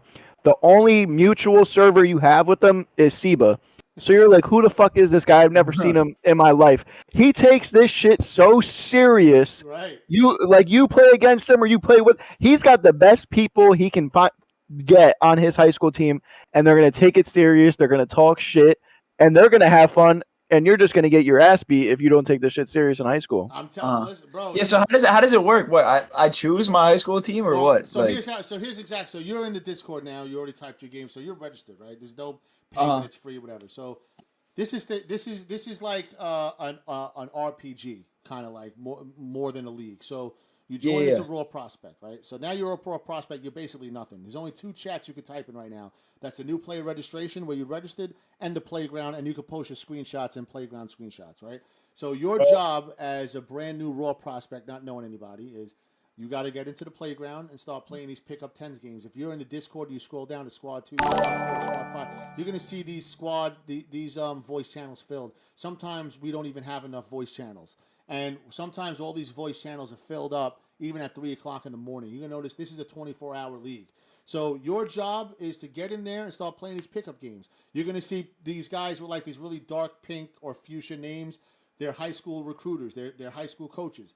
They're gonna be scouting. You're going to be seeing them in the chat. Yo, looking for, I don't know what position you play, but like looking for a lock, looking for point guard from a high school team, blah, blah, blah. You'll get their attention. They'll run with you. They'll watch film on you. They'll check the screenshots. Then you'll be like, yo, you want to come play for my high school team? You know, you're a free agent. You can play with who you want, but it's got to be mutual, right? You get yourself on a high school team, and now you're officially in a high school league. And the high school league is there's not a lot of structure in the high school league. The amount of teams differ. There's no set schedule. You can play who you want, whenever you want, blah, blah, blah. Some teams play 5 games all season. They go nowhere. Other teams play 65 games in 2 weeks. You know what I'm saying? So, this is, it gets very active in high school. The top 16 ranked teams make it to the state championship tournament. So how do teams get ranked in high school? There's 3 criteria. And not one criteria is more important than the other. But there's 3 criteria that your team has to meet. Number 1 is your win-loss record. Now, I'm not saying number 1 because that's the most important, but that's one of the criteria. Your win-loss record, your win percentage. If your team is like 15-15, or is your team 30-5, right? Number 2, the amount of games your team has played. So you could be 15-0, but if everybody else has played 25, 30 games or more, you're not going to go to the tournament with just 15 games played. You know what I'm saying? You have to keep up with everybody else and play a minimum of 25 games as a team in order to qualify for that tournament. And number 3, your quality of wins. So nobody really gives a shit if your team is 33-10, right? If all you did was beat up on the bottom fucking teams, you don't have a win against a top 5 ranked opponent, that's going to keep you either out of the tournament completely or a very low seed, and then you're going to get exposed in the playoffs. So that's your job when you get here. You got to get in a high school team, get quality wins against quality opponents, keep your record high, and get a lot of games in. The top 16 teams that can meet that criteria move on to the state championship tournament. It starts as a Sweet 16, then goes down to Elite 8, Final 4, blah blah blah. And let me add to the whole high school thing, Feach, because the way Spammy saying, oh yeah, my friends aren't gonna want to play high school. They're all their prom experience. They see these ass teams that they beat up on in other leagues and thinking, oh, high school is just going to be all the worst 2K players possible, and I'm going to go in there and it's going to be boring as hell. They're not entirely wrong, but they're not entirely wrong. But when you get to the tournament, it's a different story, right? There's a whole different story when you just join the server and you start seeing it firsthand. Right. And how if they're taking it, these high school coaches, because they want to be pro coaches, if they're taking it as serious as a real high school coach takes their basketball team, like they're taking it that serious, you're not just going to load up and just wipe the floor with them, especially if you're not playing with a stacked team. You're playing with like an actual high school team. Oh, because like Precise said, those guys that you only share one server with them, you never heard of them before. See, those guys are actually getting in the gym and playing in the playground together, practicing as a team. Whereas you're a 2K League Pro, and you got all these other tournaments to play, and you're too cool to practice with your team. So you're only getting on game night when you got SIBA. You're either getting your ass beat or you're barely beating these teams, and you're getting challenged by no-names, and they're egoing the fuck out of you. Why? Because although you're a good player, you don't have chemistry with your high school squad. These guys play as a team in the playground every fucking day. And the playground and the Hunamis, it's like real pro-am. They play the same way as it's played in the 2K League. They're not running a run-around motion offense with everyone doing fuck whatever they want. No, they're running real plays. They got real sets. They're not fucking idiots. Like they're using their brains. You might have never seen this guy's name before, and you go in other leagues, you see randoms all their fucking ass. Right. It's not the way it is over here. Like the community in here, everyone works together. They play each other. They get better by playing each other, and it's just a real environment that when you come into it, it's actually fun to play. If you come into high school, it's going to be fun to play. It's going to be good competition. Now listen, when it comes to high school, right, you can theoretically, a player can stay in high school forever if they're not good enough to move up. So it's very easy to get on a high school team. So there's going to be a lot of high school players that aren't good at the game, and you might have them as teammates. So that's what makes it more difficult. Like when you're playing in other leagues, when you're playing UPAs and stuff like that, and you're going on Twitter saying, yo, I need the best lock and point guard to lock in for post. Like, you get the pick of the litter. In this league, though, you might have to depend on somebody that shoots 42% from three, and you're gonna depend on that dude to knock down. You're gonna depend on that guy to knock down threes in the corner. You know what I'm saying? Like, and normally in pro-am, if you're getting doubled, you could just dot it off. Now you're gonna have to be like, yo, I gotta be LeBron, bro. I'd rather take my chance getting double teamed and going to the hoop or being the man than depending on these fucking role players. Those players that I'm talking about will probably never make it out of high school, or they're being in high school for a long time until they figure out their game. The crazy part about it is, like, when you're playing high school, yeah, you're running into a lot of bad players, but when you get to college at the next level, I told you there's about 60 teams in high school. There's about maybe 500 to 600 active players in high school. There's only 20 teams at college. So there's a huge bottleneck when it's time to go to college. And the only way a college team recruits is when they have open scholarships. So at every level in SIBA, there's an 8-man roster. The coach plus 7 players. The coach is always a playable a rostered player on the team. Even if they don't play, they're still part of the roster, right? So in college, you have an 8-man roster. Let's say after the college season is over, the team wins the national championship. They got a stacked team. 4 of those players on that team go into the draft. That means that team's got 4 openings. They only have 4 scholarship offers to offer, right? When you choose a college and you go from high school to college, you are stuck on that college team until you make it to the pros. So those players are now on the team still, right? And if you're coming up, like, I'll give you an example. Solo, Chad Benz, and Double H, they were a package deal. They were only going to go to a college team that had enough scholarship offers to accommodate their roster. So they were able to bring all 3 of those guys on, right? If you have a crew and these teams only got, the most amount of scholarship offers that a college team has is 3, and you got a team of 4 or 5 in college, some of your teammates in high school are going to have to go somewhere else and play against you. That's just the way it's going to be. So out of like 400 high school players, the top 35, 40 at most, make it to college. So yes. Dude. So yes, high school is a lot. There's a lot of bad players, but once you get to college, that's when the competition starts to get stiff. I don't care how good you are. When you go to college, you got to know what you're doing, or you're gonna get your ass beat. Precise had a losing record in his college season. I went to Dot's Who Cold's team. He's in the chat. Curtis Warrior. And I was thinking, oh, Dot's got me. I've heard he's a good coach, and I thought, okay, we're gonna get some other good players on scholarship. Everyone, after I already signed, everyone that was in talks of going on a scholarship to our team or whatever went to a completely different team. Yep. And so I was the only. I think it was like me and like one other person who were even considered top prospects out of high school for this team, and we got our ass wiped the whole season. Bro, like, it was just a horrible season. Bro, Bullet TV came here, averaged 6 turnovers a game, trashed the league, cursed me out, called me and my wife drug addicts on Twitter. Just because he's ass. Bro, we found out that he sucks at 5, and he did that at high school. He was the man, bro. In high school, he was killing it. He played with the team that he brought in. He got mad at me because I didn't give him a team in college. That's not how it works. You know what I'm saying? He had to go through the whole... Wait, so you can bring in a team in high school? Technically, no. But if you have a team of... Let's say you have a team of 5, right? We're not going to give you a team. You're going to have to find a high school coach that doesn't have a team and say, yo, I'll take your 5 on, and I got to find... They've got to never played SIBA before. Yeah, and they have never played SIBA before. Or at least they could have never been to college. If they played college or higher, you can't go down in rank. So if they've played college before, they can't go back down to high school. They're done. So if you bring in your team of 5, right?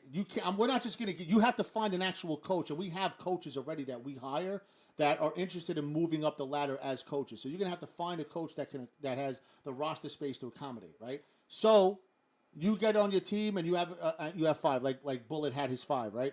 Then when it's time to go to college, you find out, hey, bro, there's not a single college team with 5 scholarship offers. I'm going to have to go either by myself or maybe take 1 or 2 teammates with me. The dude goes from killing it in high school, right, to averaging 5.8 turnovers a game, playing fucking terrible. His team, he was on the Lincoln Rail Splitters. I think the team went like 2-12. And he left SIBA, bashed me on Twitter. The league sucks. This is why you're the joke of Pro-Am, blah, blah, blah. You should have gave, I bring in more views than anybody in your shit. You should have gave me a team. But, you know, the typical fucking ego nonsense because he found out that he's not that good. And that was at the college level. Thank God he crashed out in college because God only knows how would he been in the pros, bro. Because, you know, if the top 35 players get to college, only the best college players go to the pros. You know what I'm saying? While we have Iggy in here and Sub in the chat, what can we talk about the sub trade, Iggy? Like, are we ever gonna be able to talk about that, bro? What? Because I know Feach just went on a SIBA rant, but like that we were talking about the league for hours, Bro, and it started to die out. Nobody wanted to talk about it anymore. Listen, Sub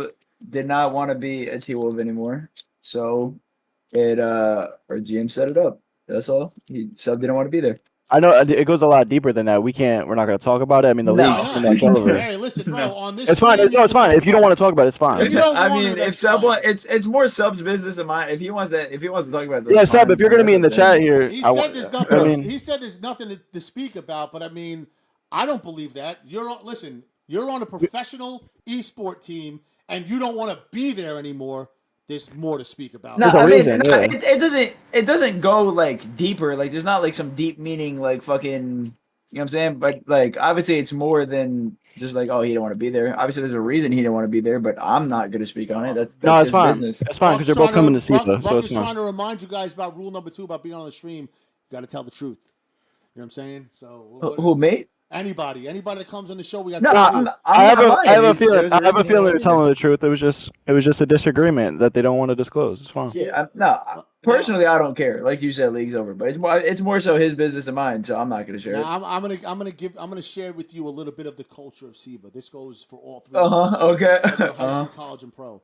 If at any time you are in the public chat in the Discord, trashing your team, saying, yo, trade me, get rid of me, blah, blah, blah, I do you the favor and I escort you out of the Discord and you can't go back till you pay a fine. Under no circumstances are you ever, I don't care if you're fucking Day Fry. I don't care if you're fucking Mr. Beast himself. Under no circumstances is anybody going to go. Yeah, Sub, there's no getting traded, buddy. If you're benched, you're benched. I don't know what to tell you. Listen, there's trades in SIBA, but I approve and deny them all. It only goes through me. Sub, DJ got drafted to a team in SIBA he didn't want to be on. He got drafted to Zig. They had to squash the beef because it's not like DJ can force a trade or go into free agency. He was about to have a $300 fine. He was banned, bro. He was gone from the Discord. The only reason why I brought him back was so he can be in this show and speak about it. But I didn't. The only reason why he was brought back is because him and his coach Zig, who's also a commissioner, they worked it out. They worked it out. And but you get drafted, you answer to that coach. Like Zig said, DJ was Zig's bitch.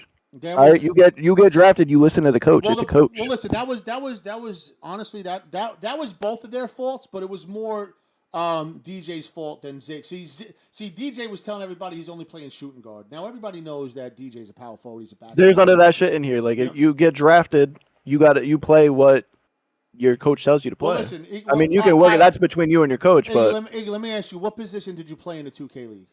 Power forward. All right, power forward. So here's the game that these idiots play that they think they're smarter than everybody. Meanwhile, I'm old enough to be all you guys' fucking dads, so there's nothing getting by me. You're known as a power forward, right? Now, let's say you take a look at the pre-draft rankings or on the draft board and like, oh shit, I'm ranked 3rd overall in the fucking draft. Oh shit, Harlem Energy's picking fucking number 2. Oh shit, this coach who I have no idea who he is, he's picking there. Fuck, I'm gonna get drafted by that team. Damn it. Yo, by the way, I'm playing point guard this season. Just to let everybody know, if you're drafting me, I'm playing point guard. All of a sudden, you're playing out of position. And you're saying that because you don't want to be drafted by that. You want to fucking sabotage the draft. And once you fall in the draft to a team you like, all of a sudden, out of nowhere, I changed my mind. I'm playing power forward again. That type of shit gets you banned from here, obviously. Like all that ego shit is out of the window, bro. You might have friends in SIBA, but all that ego shit is gone. Because there's 40 pro teams. There's a million college and high school teams.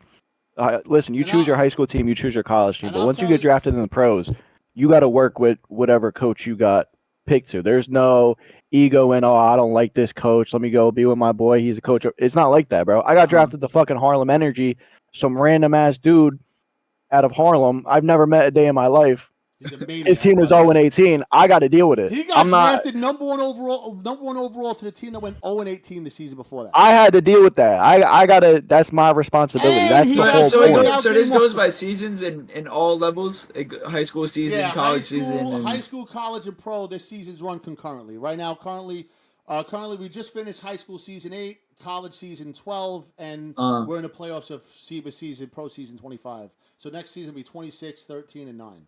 So everything runs concurrently. Okay. And we just finished International 1, the first season, and we're not going to bring that back until next 2K because that was the advice I got from the admins there. So, here's the thing, right? There's two big reasons why people like outside of SIBA, like maybe they're 2K League players, people like you, like comp players.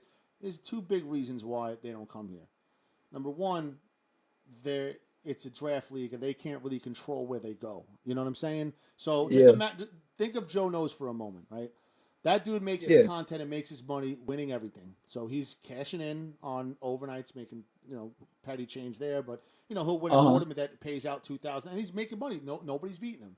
Then all of a sudden he comes here and he can't win for shit because he got drafted to a Harlem Energy type team. He went to a team that was 1-17 last season, and it's going to take them some time to build. In the meantime, he ain't winning any money. He's just playing, getting his ass beat. He's not playing with people he knows. All he's doing is doing it for the stream, right? So why the fuck would he come here? He's making crazy money streaming elsewhere. Why would he fucking come here for that? So that's one big reason why people don't come here. The players don't have control over where they go, and you can end up getting drafted to a shit team, getting your ass beat. Number two, they don't come here because it's ran by someone like me. And let me tell you something about me. I'm 42 years old. I'm old. I don't give two shits about any of you guys' gaming careers at all. It doesn't impress me whatsoever. I've been playing video games before you guys were fucking born.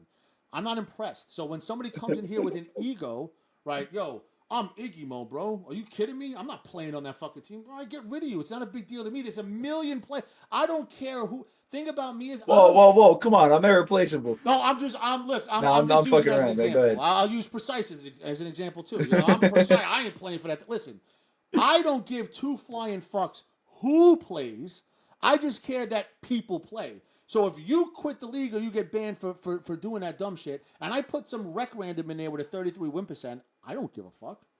The games are going to get played. I'm going to have games played. There's going to be content. There's going to be stats, everything, blah, blah, blah. I have my league keeps going.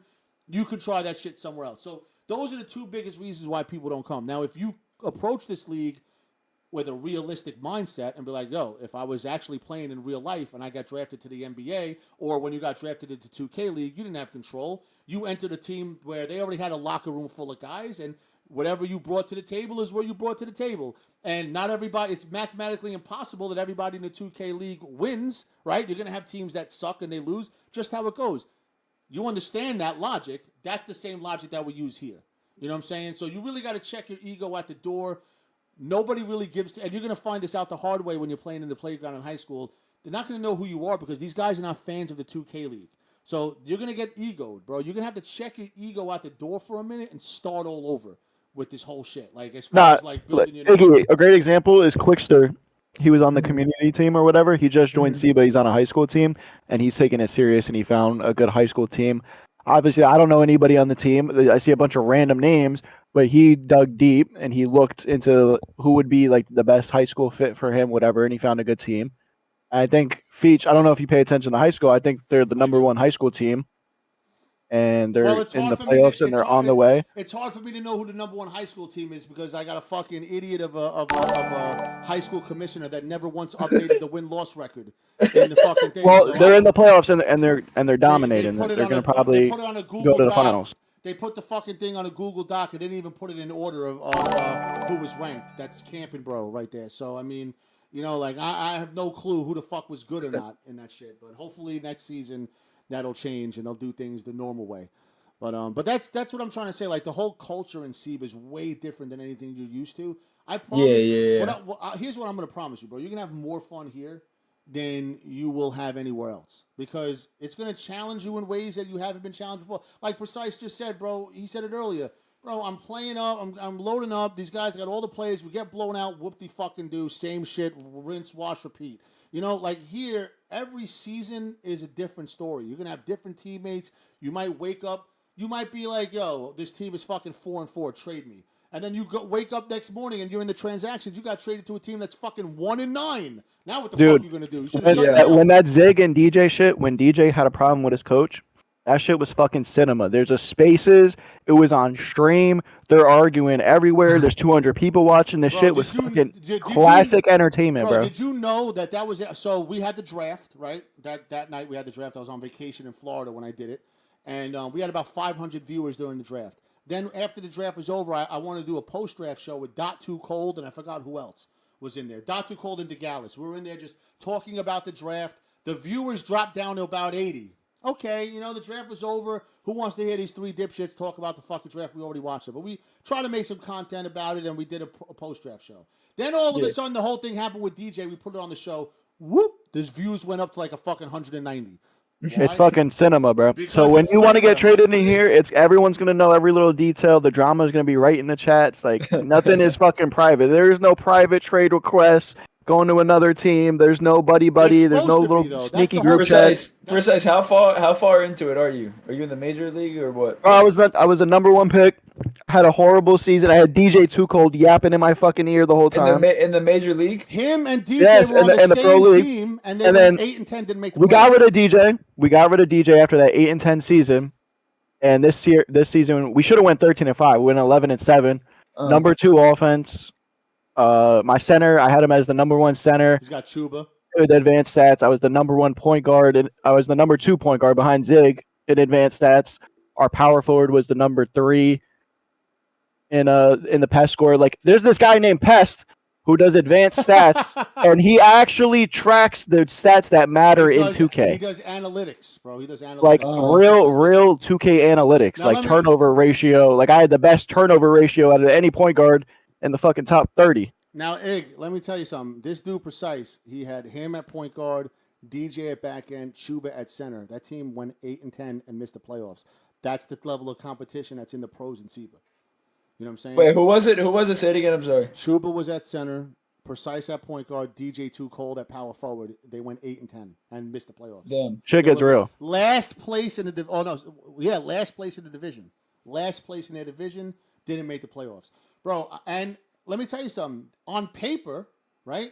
That team, there was teams worse than them on paper that made the playoffs. Why? Those teams just had better chemistry, bro. At the end of the day, those teams just played better. I write the schedule by hand. It's an 18-game regular season. You schedule, you play your division opponents twice a season, and then you play 2 opponents from each division in your conference, and then 1 opponent from each conference, from each division in the opposite conference. So teams get different. It's like, think about the NBA or the NFL, bro. It's really simple. It is far from complicated. Anyone, you could explain it to a fucking 3-year-old. It is so simple. It's how it should be. Every regular season game matters. Yes. Because there is not going to be teams going 0-18, 4-14. It doesn't happen. You can look at the standings right now. There's only maybe 2 teams under 5 wins. No, I'll tell you. Every team competes. He can see it. He's in the Discord. Older Gods went 2-15. Actually, they're 2-16. I got to update that. Let me update that right now on stream. They're 2-6. It's the 18-game regular season. Older Gods went 2-16. Iron Flag went 5-13. Ferrybow went 8-10. Patekinek 11-7 made the playoffs. Old DBs who have a game tonight, a series tonight, 12-6 won the division. Cash Rules went 5-13. Apollo Kids 2-16. So they were terrible. Bulletproof Wallets 4-14. Liquid Swords 5-13. Johnny Blaze 5-13. Killer Hills 5-13. Iron Man 7-11. How long has SIBA been a thing for? I started this during COVID of 2020. 2K20 was the first season. Really? Yeah, so it's been around for a long time. It's been around for Damn, I didn't know that. That's cool. And Feach, I don't know what used to happen before 2K was cross-platform. I would see you tweeting, and you would tweet the most wild shit, and I just didn't know what was going on because I didn't know what it was. Like, you would tweet at me like, Like you're ass if you're not in SIBA, and I had no idea what it was. I was just over on PlayStation. That was. I had no idea what this whole thing was on Xbox. I still do that from time to time because I think it's funny, but realistically, like when I was doing that, the league was still in its teens. You know what I'm saying? And we were a league that was growing, but weren't getting the respect that we felt we deserved, and we were not like the. You know, I'm still kind of disappointed in the Twitter numbers. Like, you know what I'm saying? Like, even right now on Twitch, we have 145 viewers only. You know what I'm saying? Like, I got a fucking Discord full of 12,000 people, right? So my thing is, like, I was doing like this kind of like ambush advertisement, right? This ambush fucking promotion where I would just be like he said, I'd just be wild. Like, you're gonna hate my guts, but you're gonna know what SIBA is. You know what I'm saying? You're gonna see it all over your timeline. You're gonna see people with the SOE in their bios and shit. You may hate me, but you're gonna know what SIBA is, and then you're gonna, out of curiosity, you're gonna tune in and you're gonna watch my players and you're gonna be impressed, and then you're gonna recruit them. I mean, it happens all the time, bro. It happens all the time. I don't know if that was the best approach. That's the only thing that's ever rubbed me the wrong way. Especially, but you're here. I think Joe was so new to Pro-Am. Like, he was so new to the leagues and everything. And just for you to go crazy at him, I'll tell you, there's a history. Yo, Cass with the fucking gift sub, my man, bro. Good shit. I'll tell you why I kind of went at him like that. Never personal, you know what I'm saying? And I'm in corners actually playing in the Discord right now. I see him there. He used to play for him, and Cruz Jr. was a first round pick in this season, so he played with him there. The reason why I kind of like went on him like that is because I remember when Zig. This was like maybe a year ago or two. It could have been a year ago. It was a year ago. It was 2K23, beginning of 2K23. Zig tells me one day, he goes, "Yo, you know the YouTuber Joe Knows?" It's like, yeah. He goes, "I can get him to get in SIBA, bro. I'm gonna put you in an Xbox Live party with him. He wants to know about it. You explain it to him." So one night I get on, right, specifically for that reason. I get on, me and Zig and him. We get in the party, right. So he gets me in there, and I start explaining it to him, exactly what SIBA is, blah, blah, blah. When he's sitting there, yeah, oh, it sounds good. And all of a sudden, I know abruptly, oh, it sounds great, man. Well, listen, I'll let you know, and I got to go. And he just bounces. So I felt like I explained it to him for like 20 minutes. Zig says it was 45 minutes. I tell you, I swear to God, it was only 20 minutes. So I gave him the same pitch I give to everybody else about the league. And I kind of felt like brushed off by it. You know what I'm saying? I kind of felt like, bro, you know what I'm saying? Like, I got on, trying to explain to the league. No follow-up questions, no nothing. Kind of felt like, I got shaded a little bit. I never attacked. No, I get it. But the thing is, I never attacked Joe ever on Twitter. Never did that. Precise. I never attacked him. He quoted a tweet of mine. That's when it started, me and him going back and forth. He quoted a tweet of mine because there was a conversation about Pro-Am tournaments. There was a conversation about Pro-Am tournaments and how prices to enter are going up and the prize money going down. You guys are familiar with that, right? You guys playing leagues outside it. You know how. Very familiar, right. Yeah. So it was a whole conversation about it, and somebody brought up Joe Knows, and I said, I said something like, Joe is playing in these leagues. I said something about, why would someone like with that big be playing for this petty change, blah, blah, blah. I didn't even add him, but he was like in the conversation because someone tagged him before. So you know how like, once you get tagged into something. Yeah. He quoted me out of nowhere and just started bashing me. Yo, now that you're pocket watching, how about this? And he put up a fucking graphic of his YouTube he made $30,000 on. He's like, yo, if you want me to play, open up the checkbook, write the check. Started egoing me. So being the person that I am, again, I told you guys, I respect the fact he makes money, but I'm not impressed by video gamers or YouTubers. I'm too old for that shit. So me being who I am, I responded. And it turned into a back and forth. And then it died down. And once again, the second time when we had a back and forth that happened like several months ago, I actually started with him because I was like, you know what? It's been a minute. Let me just. I saw an opportunity to troll him and I took it. And he responded, blah blah blah. We started having a little conversation in DMs. I told him, listen, nothing's personal about any of this shit. It's all I'm not attacking you personally. It's everything I'm talking about is 2K related, right? One night, me and him had a conversation on the phone like 1 o'clock in the morning. He's asking me all these questions about SIBA. He's thinking of joining. He's venting to me about these other leagues that he's playing in. He's turned off by the fact that he'll make a finals, and all of a sudden the team he's playing against in the finals is picking up a free agent. There's no structure. Dude, there is no structure, and I think he was so new to Pro-Am, and he just wanted to join leagues. He didn't really he didn't really understand. Like it just had to be explained. It was like a But the miscommunication. thing is, I explained it to him the first time when I got into an Xbox Live party with him, and if he didn't understand it then, it means he wasn't paying attention. And I got the feeling that the way he responded, the way he abruptly left the party without really asking any questions, he tuned me out after like 5 minutes. I don't know, maybe I just rambled. You're just some dude from Staten Island, bro. Right, you know what I'm saying? And he's just a dude from Connecticut, so we're not that. We're from the same region, so we kind of. No, he's not. He's not just some dude. He's a YouTuber. Whatever the case may be, I was trying to explain to him the league. I didn't even ask for him. Zig is the one that approached me and said, "Yo, I can get Joe Knows to play." Explain it to him. I didn't ask, "Yo, Zig, can you get this guy in the league?" Never once. That shit was just dropped in my lap in 2K early 2K23. I'd say pre-draft 2K23. So I said, "Yeah, bro. Listen, if you tell me right now, yo, I got a buddy of mine at IRL that wants to play SIBA. Do you have time to get on a call with him?" I would get on the call for your IRL who doesn't even fucking never play Pro-Am once. That's the type of dude that I am. I want everybody in the league. So am I going to do it for Joe? Yeah, I'm going to do it for him. 100%. So that's how that whole thing went down. And me and him had a conversation about it one night. And this time he didn't act the same way. We had a conversation, follow questions. And I can tell you honestly right now, he doesn't play in SIBA, and I don't see him coming. Although he has dropped hints that he wants to come and that he may come. Oh yeah, he might. My thing is, I don't think he's going to come for this reason. I've been playing, like I said, Feach. I told you I was playing leagues for years. It'll get boring eventually, where he'll want to come. He's already thought about it. I'll tell you this much. He doesn't have to come. See how these. Someone said Dynasty. Someone said, "Where's Dynasty?" He bounced around. We already talked to Dynasty. You missed that segment. We're going to upload this to YouTube. You can watch it. He'll come back. He'll come back into SIBA soon. Yeah, he'll be back probably next season. He'll be back at SIBA. But how long does the season last, by the way? Well, it lasts whenever it ends. We have a hard deadline. Get all your 18 regular season games done in 21 days. We've never had a forfeit in this league once. Andy, are you on the Discord? Can you scroll the Discord right now? Yeah, I'm on it. Okay, so you see where it says archive season 1, 2, 3, 4, all the way down to season 25? Yeah. You can click on any one of those. Go to season 1 right now. I'm gonna put it on my screen. I want you to go to season 1. Season 1. Scroll all the way up. Take a look at round 1, pick 8, Honolulu Tikis. Round 1, pick 8. DJ.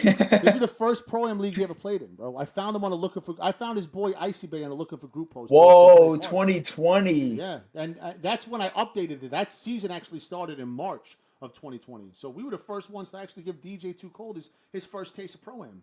Now, if you scroll all the way, if you scroll down more... Is DJ still play or no? Yeah, he just played this past season. His team got knocked out in the first round. So if you go down, right, you'll see the rosters and everything keep scrolling down. Then you take a look at games. And you take a look at Murder Hornets, which turned into the Killer Bees, Cuban Link, Sac City Flame. They have final scores with wins, losses next to them. That's every game was played, not a single forfeit. All of them, season 1. If you click on season 2, right, and you go to all the games played, you're going to see final scores. You could do that for every season all the way to... Well, I haven't updated season 25 yet, but through season 24, and I'm going to update season 25. You got MVPs, Coach of the Year, DPOY, Sixth Man of the Year. Holy shit. All SIBA first, second, and third team. Holy shit. Wait, when are the awards coming out for the season after the finals? I haven't done them yet. I'll do them when I have time. They used to come out, before the playoffs started, but now I've been kind of... Between being lazy with it and just like waiting a little bit more to have more content later on in the season, I'll release it later. But Sub is saying to drag him. I don't know where he is. I don't think is he King Billy? Is that who? Yeah, that's him. Okay. King Billy, yo, King Billy, what's your actual gamer tag? That's Sub Goated. Sub Goated. Yeah, but is that his gamer tag? Pretty sure. Or no, I don't know if it's Submigo right now on PlayStation. I don't know. It's either Submigo or Subgoated. I don't know. Do you do me a favor? Could you type in your gamer tag and your build and new player registration for me? Should I do what? Go to the new player registration channel. It's a text channel further up in the Discord. And just type in your gamer tag and the positions you play. So that way when people want to... Damn, I can't be King Billy? Huh? I can't be King Billy? Well, I mean, listen. Everybody's name in this thing is their gamer tag. That's who you are. Your name No, on there's no secret identities. your There's no name pretending to be random. your Yo, name I in Discord. love Staten Island accents, bro. Your name. I love it. It's a Brooklyn accent, by the way, not a Oh, Staten but you have a accent. Brooklyn accent? Yeah, I'm from Brooklyn. I was born and raised in Brooklyn. I've been in Staten Island most of my life, though. But Okay. Yeah, I got family in Staten Island. My dad's from Staten Island, actually. Grew up really, there. holy I shit. go over there all the time for holidays. Do you know like what part of Staten Island? You might be close to me. Ah, man. I know my dad grew up in South Beach. I don't know. Okay, I don't yeah. know So, where my family lives, though. I don't know the part. No. I know where South Beach is at. It's about 25 minutes away. Could be 40 minutes away with traffic on Highland Boulevard. So I know Mhm. I know where he lives. But anyway, what the fuck was I just saying, bro? I did it for you. Gamer tags and shit. No, I was just telling I did him. it. I was just telling him to do that. But what was I saying before about that shit? Like, what was I forgot my train of thought. I'm old, bro. You know what I'm saying? There's no secret names. No King Billy when you're, you know what I'm saying? Before that, but there's no secret names because like we have people load. We don't want people to load up on burner accounts and shit like that. So everybody, your name in the Discord's got to match the name on the screenshot. Oh, well, yeah, and I feel you. that's what I was I feel saying. you. That's what I was saying about the archive. So you can click on any season here and see every single regular season game ever played with the final score next to it in the order in which they were played. That's the kind of record books that we've kept here. Every game, every draft, every roster, every fucking all-star vote, every all-star appearance, rising star appearance, the all-star game for rookies, blah blah blah. We keep track of everything, every stat, every record that you could think of. We know who scored the most points in a single game in SIBA history. We know what season it was. We know how many points it was, and we know what team they did it against. We know who scored the most points in a single game as a rookie. We know who they did it against, and we know how many. We know who scored the most points in a single playoff game in league history. We know everything there is to know. It's all in the archives. If you go down to like where it says archives, then you go down to where it says record books, teams, and players. If you click on teams, the win-loss record all time for any team that's ever played here. I haven't updated from this season, but since season 24, Supreme Clientele is 224 and 166 all time. The biggest blowouts in league history, right? The two teams that played, the final score for that game, the most points scored in a single game, who did it, what season, the least points scored in a single game, everything we got, bro. Everything. 22. Most playoff wins, most turnovers in a single game, 31 turnovers by the Knuckleheads, season 19. Most points in a playoff game for a team, Go Showers, 127, season 23, a couple of seasons ago. Least points scored in a playoff game, 28 points. Imagine being in the playoffs in the wild card round and scoring 28 points in a game in 4 quarters. No, that's crazy. Most okay, so look, I'm not gonna play tonight just because I'm going to the gym in a little bit, then I'm going to sleep. Right. How do I get started though? So what do I do right now to get started? There's only one chat you can go to. If you scroll all the way up, you go to the playground. And if you go to the playground, bro, that shit is popping with activity, bro. Popping. And you're gonna see occasionally these names in pink. These guys are either high school players or high school coaches, and they're gonna be posted. Some of them make their own private discords, right? Where they're like, yo, come join this Discord if you want to join my team. We'll give you a private work. Coaches be doing private workouts with you. You know what I'm saying? Like, you guys will team together. They'll see if you're a right fit. You know, you got to understand, these guys here, they take it serious because unlike you, they don't have an opportunity to go play UPA at a LAN event. They don't got an opportunity to go play in the 2K League. So if they want to play this game on a competitive level, right, this is where they're going to do it at. So they take this shit deadly serious.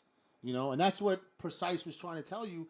If you come in here thinking shit's a joke because you don't know them, you're going to be playing 5 sweats who you don't know that practice every day. And guess what? When they got here, they weren't that good. But they've been playing every day, learning how to play. And all of a sudden, they're pretty good Pro-Am players. All of a sudden, out of nowhere. You know, Yo, you're pretty good at pitching business. No, but I'm just being honest, bro. I'm just telling Nah, you. you're good. Bro, every player you see I'm out hooked. there, I'm sold. Iggy, Trust me, I'm sold. I'm doing you- this shit. Every player you see in the community that you didn't know existed in 2K23, they came through here. Tutak came through here. Nobody knew who he was when he first got to SIBA in 2K23. It's only when he got playing with Spicy Boys that he really got put on the map. Jack 3's got his start through here. He played high school, college, and pro. Like this, bro, see these players that you see that are popping up out of nowhere that all of a sudden they're killing it in overnight tournaments. Most of them came through here, bro. Most of them came through here, cultivated their game here, met other comp players, got on teams with them, worked on their game, worked on their build. User Burner's another one, bro. Cultivated his game here. Like, there's a lot of players that coming out of the woodwork out of nowhere. The one thing that pisses me off about it, I love it that we got players that are coming to SIBA working on their game and then going on and playing in big leagues and winning money. The thing that I can't stand, though, the thing that I'm annoyed about, that annoys me the most, I don't know, maybe I'm thinking too much into it, is when you see these guys, like, when Sports Team would do it or whatever. You see these guys, 2K League or UPAs like Champ or whatever, they make their list and they're talking about these guys like, yo, this new player, we never heard. Look at him on the list. He comes from so-and-so's brand. They will never say SIBA. These guys will never say, they know that they come from here, they know, but they will never say, yo, this guy got to start in SIBA the draft league. They, for some reason, we're like AIDS to them. Like, we're like a fucking disease. They will never say, yo, this is another player that came out of the SIBA high school, college, and pro thing. He worked on his game, blah, blah, blah. Like, that shit annoys the fuck out of me. That's the one thing that annoys the fuck out of me. Like, listen, stop. Like, you can pretend like you discovered them all you want. I don't want to take credit for discovering anybody, but at least bring up the fact that he started here. You know what I'm saying? So so other people know that, hey, if I go to SIBA, that's definitely a path for me too. You know what I'm saying? But it is what it is, bro. Yeah. Look, I gotta. My sister's here. I haven't seen her in months because I just moved home. Nice. So I gotta dip. I'm definitely gonna play around in a playground. I appreciate you telling me all about it. I hope everybody has a great night. See y'all maybe tomorrow. I'll probably play tomorrow. Hey, I don't know, listen, but you guys have a good one. We got a long off season in high school, so you got plenty of time to play. All right, bet. You guys have a good one. Listen, make sure you tune into the streams for the SIBA Network. Watch these playoff games. See the atmosphere that we got when it's playoff time, bro. The chat going crazy, the views that we got. I got you. I'm excited. I'm actually excited. I really am. But I gotta go. Y'all have a great night, all right? All right, Iggy. Thanks for joining us. Of course. Goodbye. See, he's motivated, bro. And one of the things, what I like about him was when he messaged me earlier today, I was out at the Chinese buffet with my fam, right? And I got a message like, "Yo, I think it's time." And I said, "Yo, it's long overdue. You should have been here before, a while ago." Yeah, he's a good kid. But one of the things that he said to me was, "I really need to get my content up." Yeah, he started streaming. Right. He was a streamer. He's playing with Tyceno. He's one of the few. And Stage. And he's one of the few guys in this Pro-Am community that's smart enough to know that this league is a fucking gold mine for content. Gold mine. So you brought it up before. Remember what you said like about 40 minutes ago when you were like, yo, all the Spammy's teammates saying they don't want to go through high school and college. They want to go right to the pros. Now you take a look at why the 2K League died out. And maybe Sub Goaty can give us some insight on this. You see why it fell, right? Is because they're going towards the content creator side because none of these players are really marketable. It just goes to show. Now, when you got 2K League players, right, saying, yo, I don't want to go through the whole SIBA high school and college. I want to go right to the pro. They're pretty much telling you, bro, I'm clueless when it comes to fucking creating content. I don't know what the fuck to do. And I already know if Sub's going to play high school, he's going to take it serious. He's going to get some people that never played SIBA, but they're good, and their team's going to be good. It's going to be him, Iggy, probably a dog point guard. They're going to get their ass beat. Sub, I already know. Sub's going to get the sneaky best players, and he's going to win the high school. He's going to try and side bet. Give me a coach that's going to take my whole team, trust. Yeah, exactly. Sub's going to go in with a whole 5. Sub, you can come up with a whole 5, but I'm going to give you, as the owner of the league who's seen it all, I'm going to let you know. You come in with a whole 5, right, and you're not taking the league seriously like that, your team's never going to get enough games to qualify for the tournament. You got to play like 50 games. No, yeah. I was listening to you. You personally, in order for you personally to move up to the college level, we made it very easy for you guys. Very easy. Some teams play 40, 50 games. You personally, on our stat sheet, have to have 10 logged games between regular season and the playoffs. No, Sub's a gamer. He'll get it done. It's fucking easy. There's teams that play. Hey, Dylan, I'm on it. When it gets to the pros, though, Sub, you got to leave that ego at the door, bro. Because you might get drafted to Harlem Energy or some shit. I don't got an ego. There's teams that played 60 games. There's teams that played 60 games in a 2-week regular season. That means those teams play 30 pro-am games in a week. Divide that by 7. They average about over 4 games a day. That's how active those teams are. So if you get on, it's very easy to go from high school to college. All you gotta do is get in 10 games. Now, 10 games is the bare minimum. You may not get noticed with 10, especially when you have top players that are high leading the league in scoring that have 25 to 30 games in. You might get swept under the rug. I don't recommend playing the bare minimum, but that will get you on the top recruits list to qualify for a scholarship. Yo, this is the one thing I want to say though. This is the one thing I want to ask. And Seb, you don't got a comment or anything, but we were talking about the league for a while. Do you have any comments as to why this all went down this way, or? Oh yeah. Let us know. Been like, what is your input? Just being a player in the league and seeing everything. Obviously, you got traded during the season. Just how the structure of it all fell down. Do you want to know about the league specifically? Because I know y'all was talking about, or at least I was going to ask you whatever it is that you thought you knew.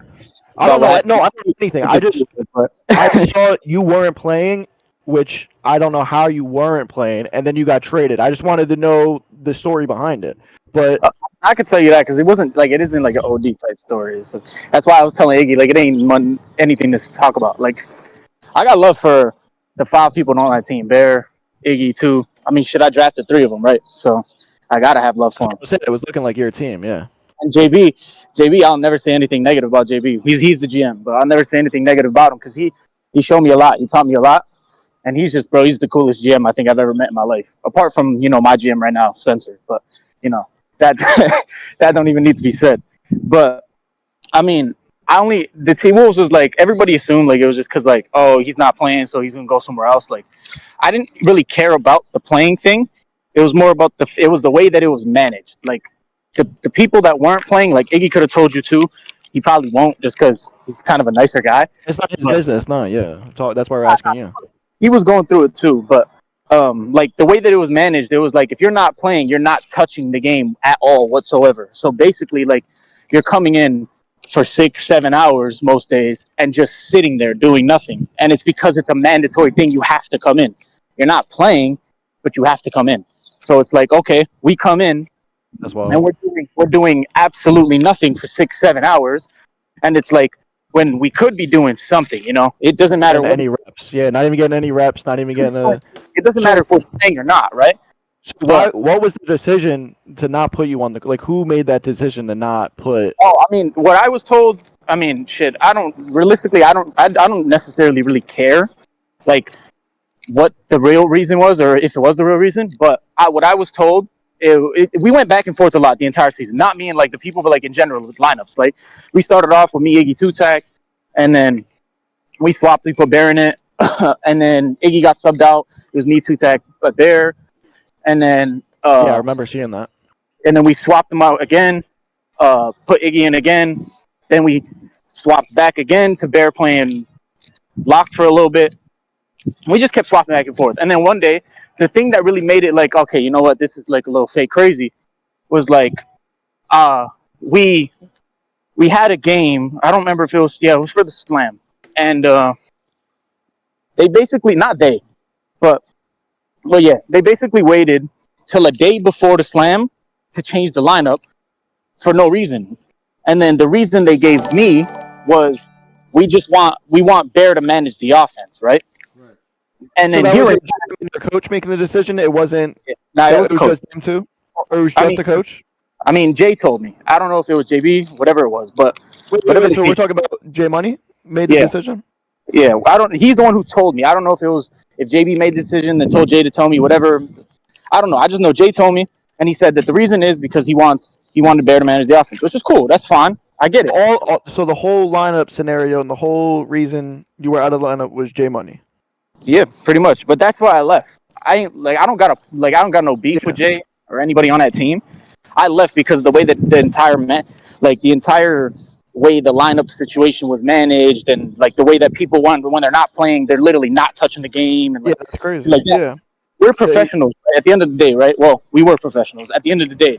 So it's like the minimum thing that we do every day, what we get paid to do, is come in, play the game, and be the best at the game. That's what we're here. They're there for. Right. When you come in for 3 months, 3.5 months of the season every day for 6 hours, and you're literally not touching the game, like, Polo didn't touch the game. I swear to God, for like a month straight, he didn't touch the game. He'd go home and play the game. Obviously, because he's not doing anything. He just comes in for 6 hours, he ain't doing shit. And it's like, don't get me wrong, I understand it, but the thing is like, the minimum you could do is something, you know? Like that's super understandable. That sounds like a joke. Honestly, that sounds like a absolute like fucking joke. And then we had Dynasty talking about how they're spiking and all that shit. Like Features, Bro, that blew my blown mind. away by that shit. Like it seems like there's a lot of shit in there that, looking from the outside in, it's just like, how the fuck does that even happen? Like who's even like that? Just looks like that is part of the problem as to why the whole league as a whole is just unsuccessful. Yeah. No, I just think it was a case of like, it was Jay's first year. So like he didn't really understand how to manage having two players that aren't touching the court. Like no matter who it was, it could have been Bear, it could have been whoever the case is. Like no matter who it was, I just think it was his first year. He didn't really like understand, okay, let me do this and do that. Like what I was saying, what I kept saying a lot before I left was like, I don't care if we play in the real games. Don't get me wrong. I always said I should be playing, and there's no reason I'm not playing. But if I'm not playing, the minimum thing we should be doing is giving the people who are on the bench a block. Like if we're playing 4 blocks a day, because they was slaving away 4 blocks a day every day, and blocks are scrim blocks. At least give you a chance to show in scrims that you like, just show something different. Like show what you got. It ain't even that. It's just more of like the fact that just don't ice your players pretty much. Like it's not like we want to show, we're trying to get in the lineup. Like we already understand that if we play, you're probably going to see, okay, he should be in the lineup, but they have a different like vision. They have a different way they want to go about the lineup, which is fine. So it's like what I was saying, it was like if you play 3 blocks and 3-0 or whatever, you go 3-0 in the block and it takes 20 minutes to go up 3-0, give the people who are on the bench the rest of the block to just play the game so you're not icing them pretty much. Like before I came to the Pacers, I ain't played a game for 2 weeks damn near. And unless I went home and played, which I did, but it's like I ain't played a game for 2 weeks. And it was like, it had nothing to do with the trade shit, because the trade shit only happened pretty much 2 days before that game day, which was like the final thing where I was like, you know what, okay, it's cool, it is what it is, but I'm just going to leave and try to make it the least like amount of, not necessarily toxic, because it wasn't toxic. There was nothing, there's no bad blood there. It was just, I'm wasting your time though. That's I'm going to do what I think is the best for me. Like even when I came to the Pacers, when I tried to go to the Pacers, first thing I said, I was like, bro, I don't care if I play. Yeah, I could keep your same lineup, do whatever you want to do, put the same lineup on the court, because they just came off of they played like decently well in the first tournament. So I was like, yeah, I could keep your same lineup, play. I don't care. Like I'm not coming there to shift shit around and just I gotta play. Like, yeah, do what you want to do. And that's the one thing I said. Like I for me, it was like a management thing, like the way it was managed, pretty much. Like I just don't think you have 5 professionals on the team. 2 of them aren't playing. And it's like you genuinely just don't play them at all whatsoever, no matter what. Yeah, if you're getting iced, how are you even gonna, when you do get your chance to show it? Like, how are you even gonna be ready for it?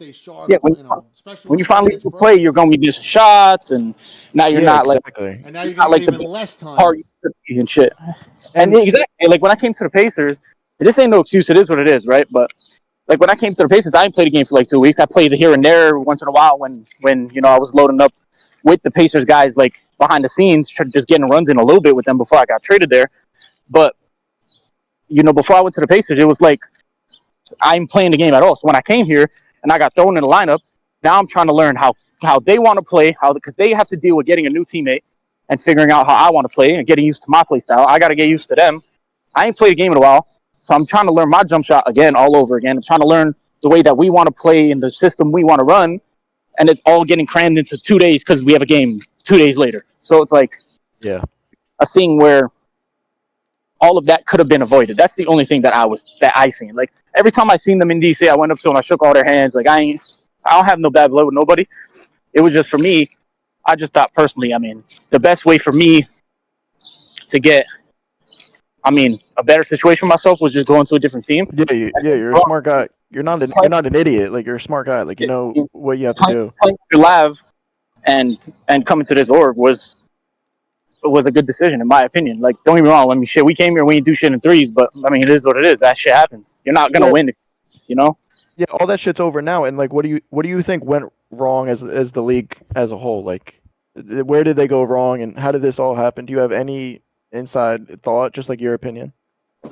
I mean, the league itself went wrong a lot of ways. Like, everybody says the players could have done this and that, and they think like content creators and getting these quote unquote celebrities that they're not going to get. That's what I kept typing in your guys' chat. Like, they're not, the celebrities isn't going to happen. That's not like a thing that's going to happen. They are using that like to just, it's kind of like a smoke screen. They're using it saying, oh yeah, we're going to get celebrities, we're going to get content creators, and the celebrities going to play the game. Like, they said they're going to use NBA players to play the game and whatever it is in 2025.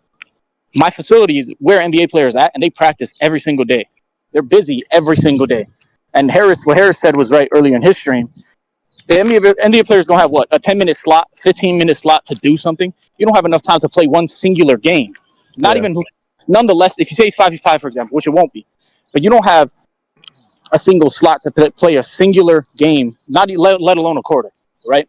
And if it's threes, shit, you might get 4 possessions, 5 possessions in, depending on, because most of those guys are going to be bots, right? No offense to any of them, but they're going to be bots. They don't know how to play the game. Shit, they don't even know how to work a controller.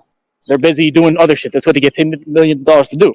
So, like, they're going to get on the game. They're going to mess around 4, 5, 6 possessions in a row, and that's it. Now their time's up. Now you got to, now what they're going to do, right? Yeah, so I mean, they had Royce O'Neal at the All-Star game, and he was just standing there for an hour, and that was it. You know, like yeah, like, don't get me wrong. They have a direction of where they're going at.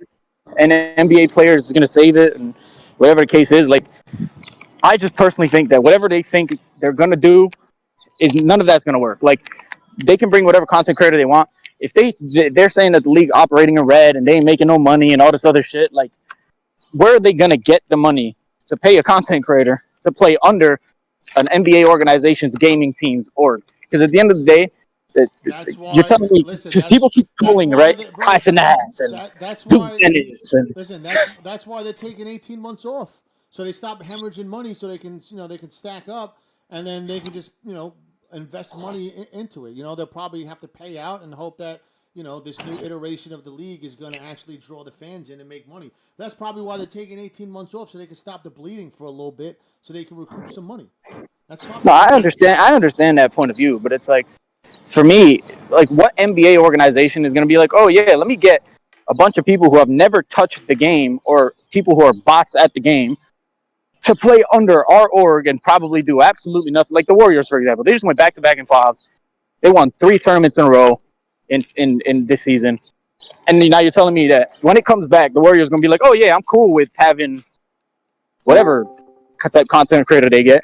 I'm cool with having that guy on the court trying to represent us and do something for us. Like, at the end of at that point, the league becomes less about winning and it's just about playing the game around the content creators. It's basically just them creating content under the 2K League, like, logo, pretty much. It has nothing to do with winning, has nothing to do with losing, has nothing to do with the competitiveness. It's it's not. And you're watching a YouTube video. It's just going to be clip farming. Because you know why? Yeah, it is. You know why, it's basically, though, right? You're creating an online content house. It's just a bunch of content creators playing the game for fun. Like, that's all it is. But you know why, though, right? You know why it's like that, right? You know why they're doing that. Because when it was about competition and who's the best, nobody gave a fuck. Nobody cared. You know what I'm saying? Like, I'm not even trying to say that to be a dick. I'm not even trying to be offensive. Nobody cared about you guys being the best, right? When you go into, like, the dungeons of 2K, when you go into, like, when was the last time you went into a looking for group post trying to play a fucking rec game and play with a bunch of randoms on a looking for group post? Probably a long time, right? Shit, never. But you know what? I don't think I played the Rex in 2K20. So it's been PlayStation. Guess what? Go when the new 2K comes out, go in there by yourself, make a post like, "Yo, I'm a 94 overall point guard, 80 win percent. Pick me up for rec, blah blah blah," or respond to a post and get back into a party with a bunch of randoms, right?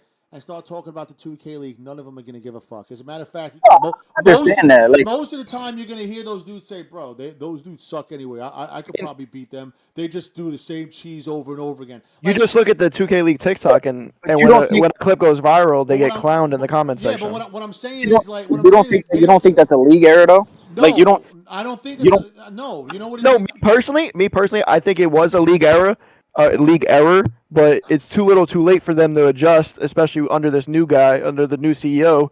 Shit, I ain't gonna lie. He's 7 years deep, and this the New way that it's CEO, been going. Bro, listen. you couldn't even ask him what a jump shot is. He probably won't even know, bro. That new CEO is clueless. I'm not gonna lie. Like he just don't know nothing. Exactly. Yeah, I'm seeing it. He's gonna And come. he fired all the good guys, all the No, people who actually know something about the game, what about the I'm league, what shit I'm like that. He fired everybody. but here's He's the gonna bring in all of his here's people to just ruin it. the That's all it biggest is. here's the biggest point I'm trying to make is you go into those parties like with rec randoms and everything like that and trying to and going in there and they don't even they don't respect your game. They think they're just as good as the pro. We had that whole thing with Villain Troy had his 15 minutes of fame when they wanted to bring the rec players over to WR. They gave him free entry and all this other shit. Like And they played against not elite. Yep. yeah, and they got beat, but they didn't get blown out. That it wasn't that they didn't play that bad. They lost. Yeah, but none. Again, you need to take it into perspective, right?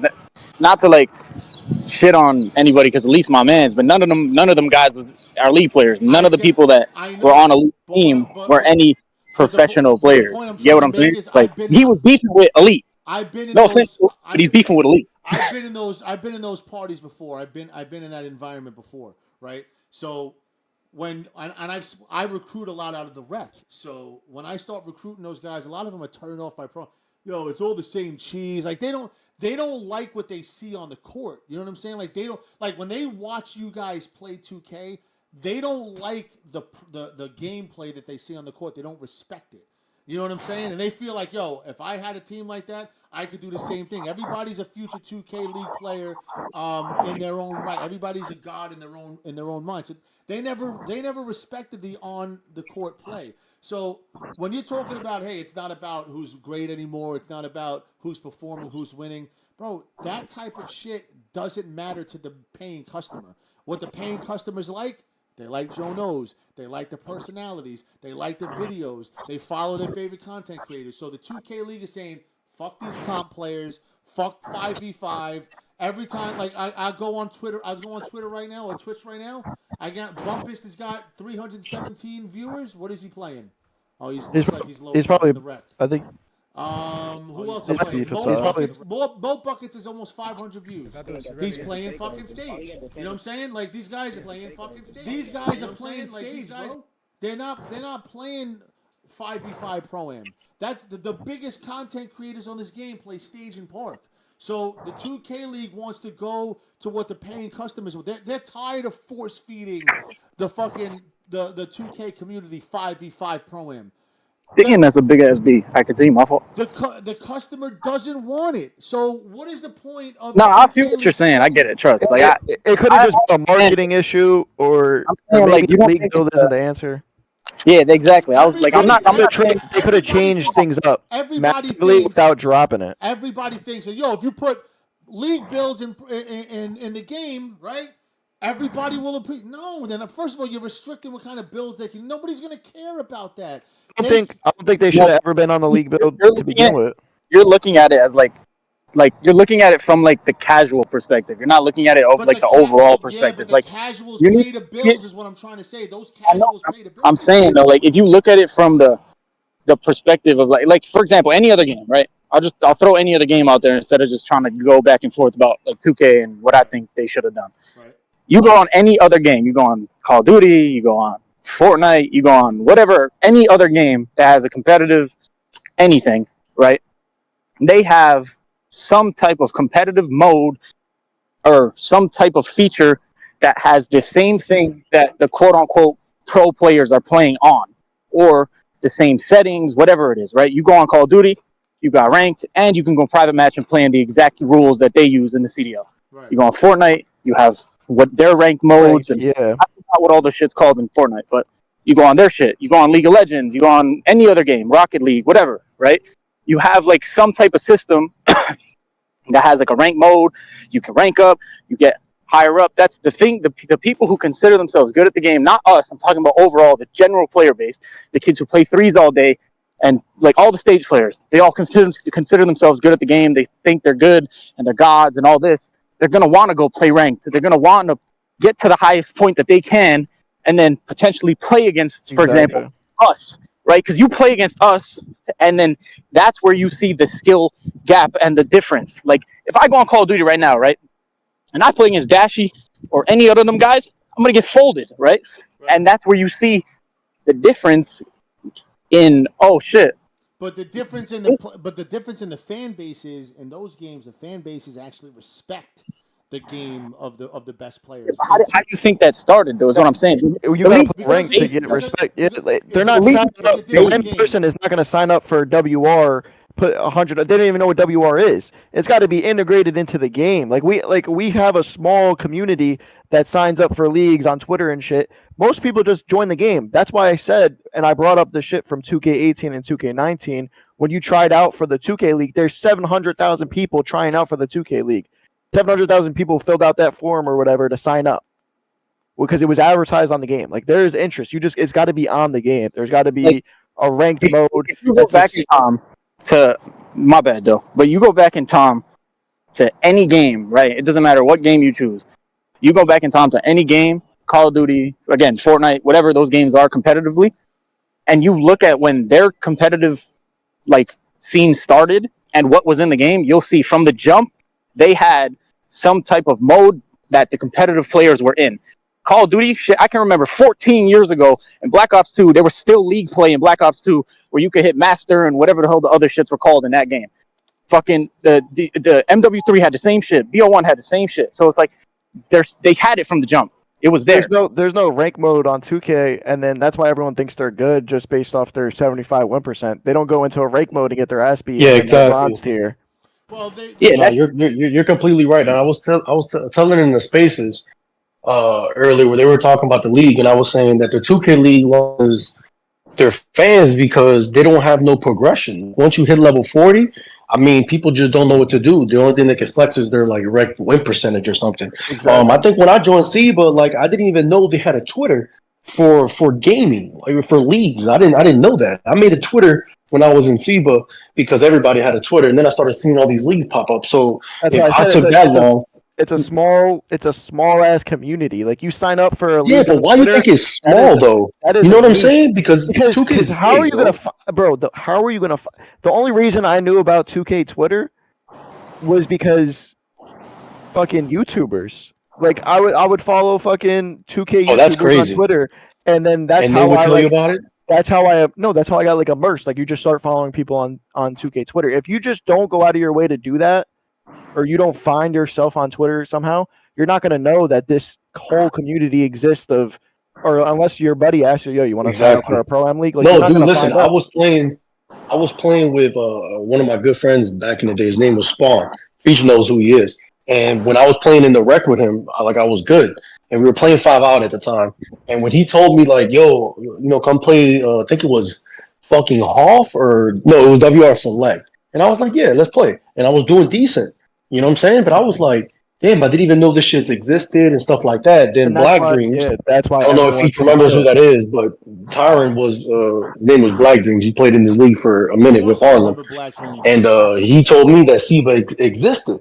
And he's like, no, bro, this is a draft league, whatever. And then that's how I came into SIBA. And then I made a Twitter.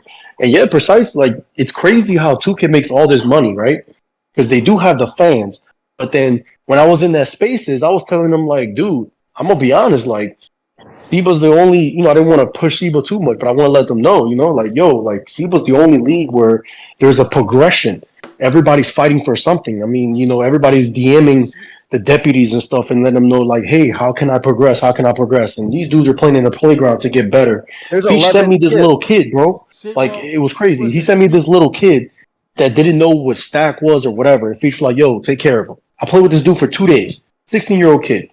I played with him for 2 days. I taught him. Everybody was trolling him, but I taught him how to play. This dude played for a high school team this season. Last season, he wasn't good enough to play, but he just played for a high school team this season. So I'm pretty sure he's going to have to play 2 more seasons for him to get good enough to make it to college. But there's a progression. And I feel like the 2K League, there's no progression. I mean, I don't know if Precise Remigo have a take on people, it. Bro, back in the day, 700 or 500,000 people wanted to join the 2K League. There was that much interest. Up until exactly. I think it's still there, though, huh? Well, in pre-draft, if you wanted to make the league this year, Sub knows it. Every 2K League player knows it. You have to play that. Oh, it's like event. OVNs or shit, right? You have to play. No, you have to play that event. Oh and finish top on that leaderboard, but no one's gonna pick you. Or you have to win a tournament and then you get draft eligibility. So and in the that's event, the cutoff. You have to win a tournament or you have to win an event to make it. There's no ranked mode. Speaking of, and it's getting boosted. Listen, There's no ranked mode. Wait a second. There's no ranked mode where Billy Bob can be like, yo, I'm diamond tier. Like I'm just like Call of Duty. I was hearing you explain Call of Duty. Exactly. If you are diamond tier, you're like, yo, bro. Like I'm the best power forward. I play against all people in diamond tier all day. I know all the rotations. So I average 5 steals. This is who I beat. My question Like is it's proof in the numbers. No, you're right. You're right. In the event, I faced Double H. I remember this clearly. I played with 2 of my friends. We were doing good as fuck, and then I was like top 7. I got a screenshot of like the centers. I think you had to be like top 5. Yo, answer. I just want, bro. I want to ask this question though, since it was brought up, right? How does this affect Pro-Am now with this league gone? Like I see a lot. I'm looking at my timeline right now, and I'm seeing people like, yo, Pro-Am is back. Pro-Am is this. Pro-Am's back. 5v5.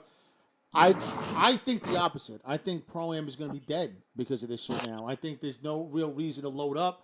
I think everybody said Pro-Am was back when they did what? When they had the, cross-platform.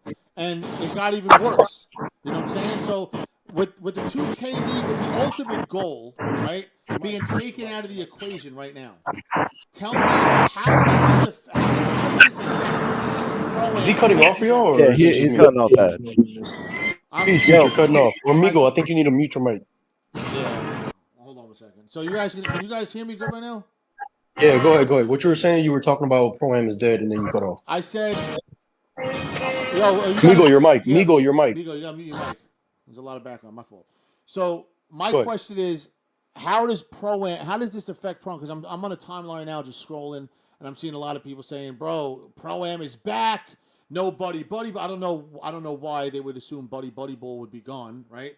Pro-Am is back. This and that. Oh, we're gonna get these big championship pots now, and I don't see it that way. I don't get it. I don't understand how you. The reason why they're saying that is because a lot of the league players are going to do like the tournaments and stuff, and people want to beat them. So I think that's what they're referring to. They're not league players anymore. So I don't think that at all, bro. Who wants to beat league? You get what I mean, though. Like they want to play the top people. You could beat league players in pre-draft. You know what I'm saying? You could beat league players in post-draft. They're allowed to play Pro-Am now, and shit was still dead. You know what I'm saying?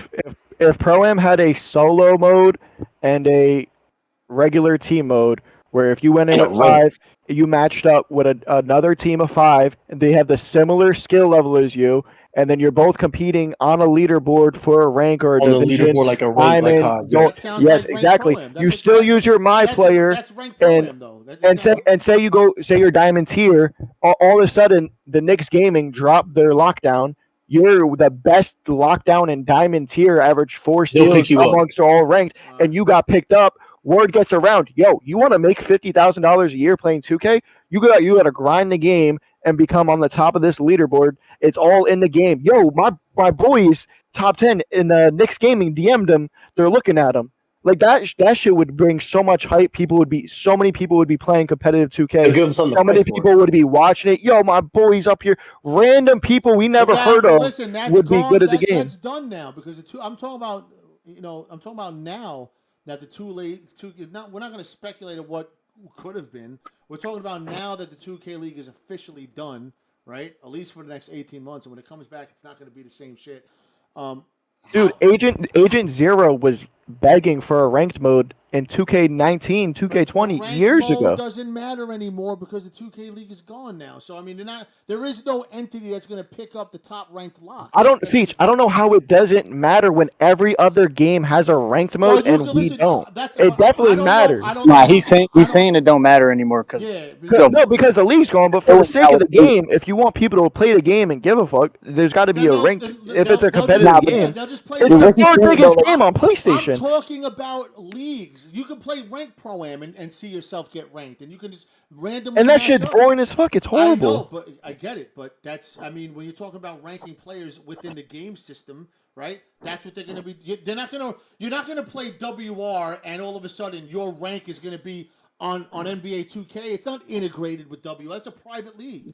You know what I'm saying? Well, it has to be within the game. It's got to be with. They have to remodel the rank system in the game. So then you're talking about ranked pro-am. I'm talking about leagues. How you? So how are they going to rank you as a top lock because you just won Defensive Player of the Year in SIBA? How do they rank? How do they rank Call of Duty statistics on the rank mode? There's leaderboards for that. Because it's within the game. You played Call of Duty, the game itself. You know what I'm saying? Yeah. All right. No. So we have to change. We have to change topics. Me and Campin, we're just talking about how the rank system could have been in Pro-Am. Oh yeah, but just on the game itself. Right, but that's if the 2K. All right. So this is my opinion on the leagues, though. So we have the Pro-Am community. This is my opinion on the leagues. Now we have all these pro players coming back. You know, subs coming back. He might have a job opportunity. He might do this for a living, whatever.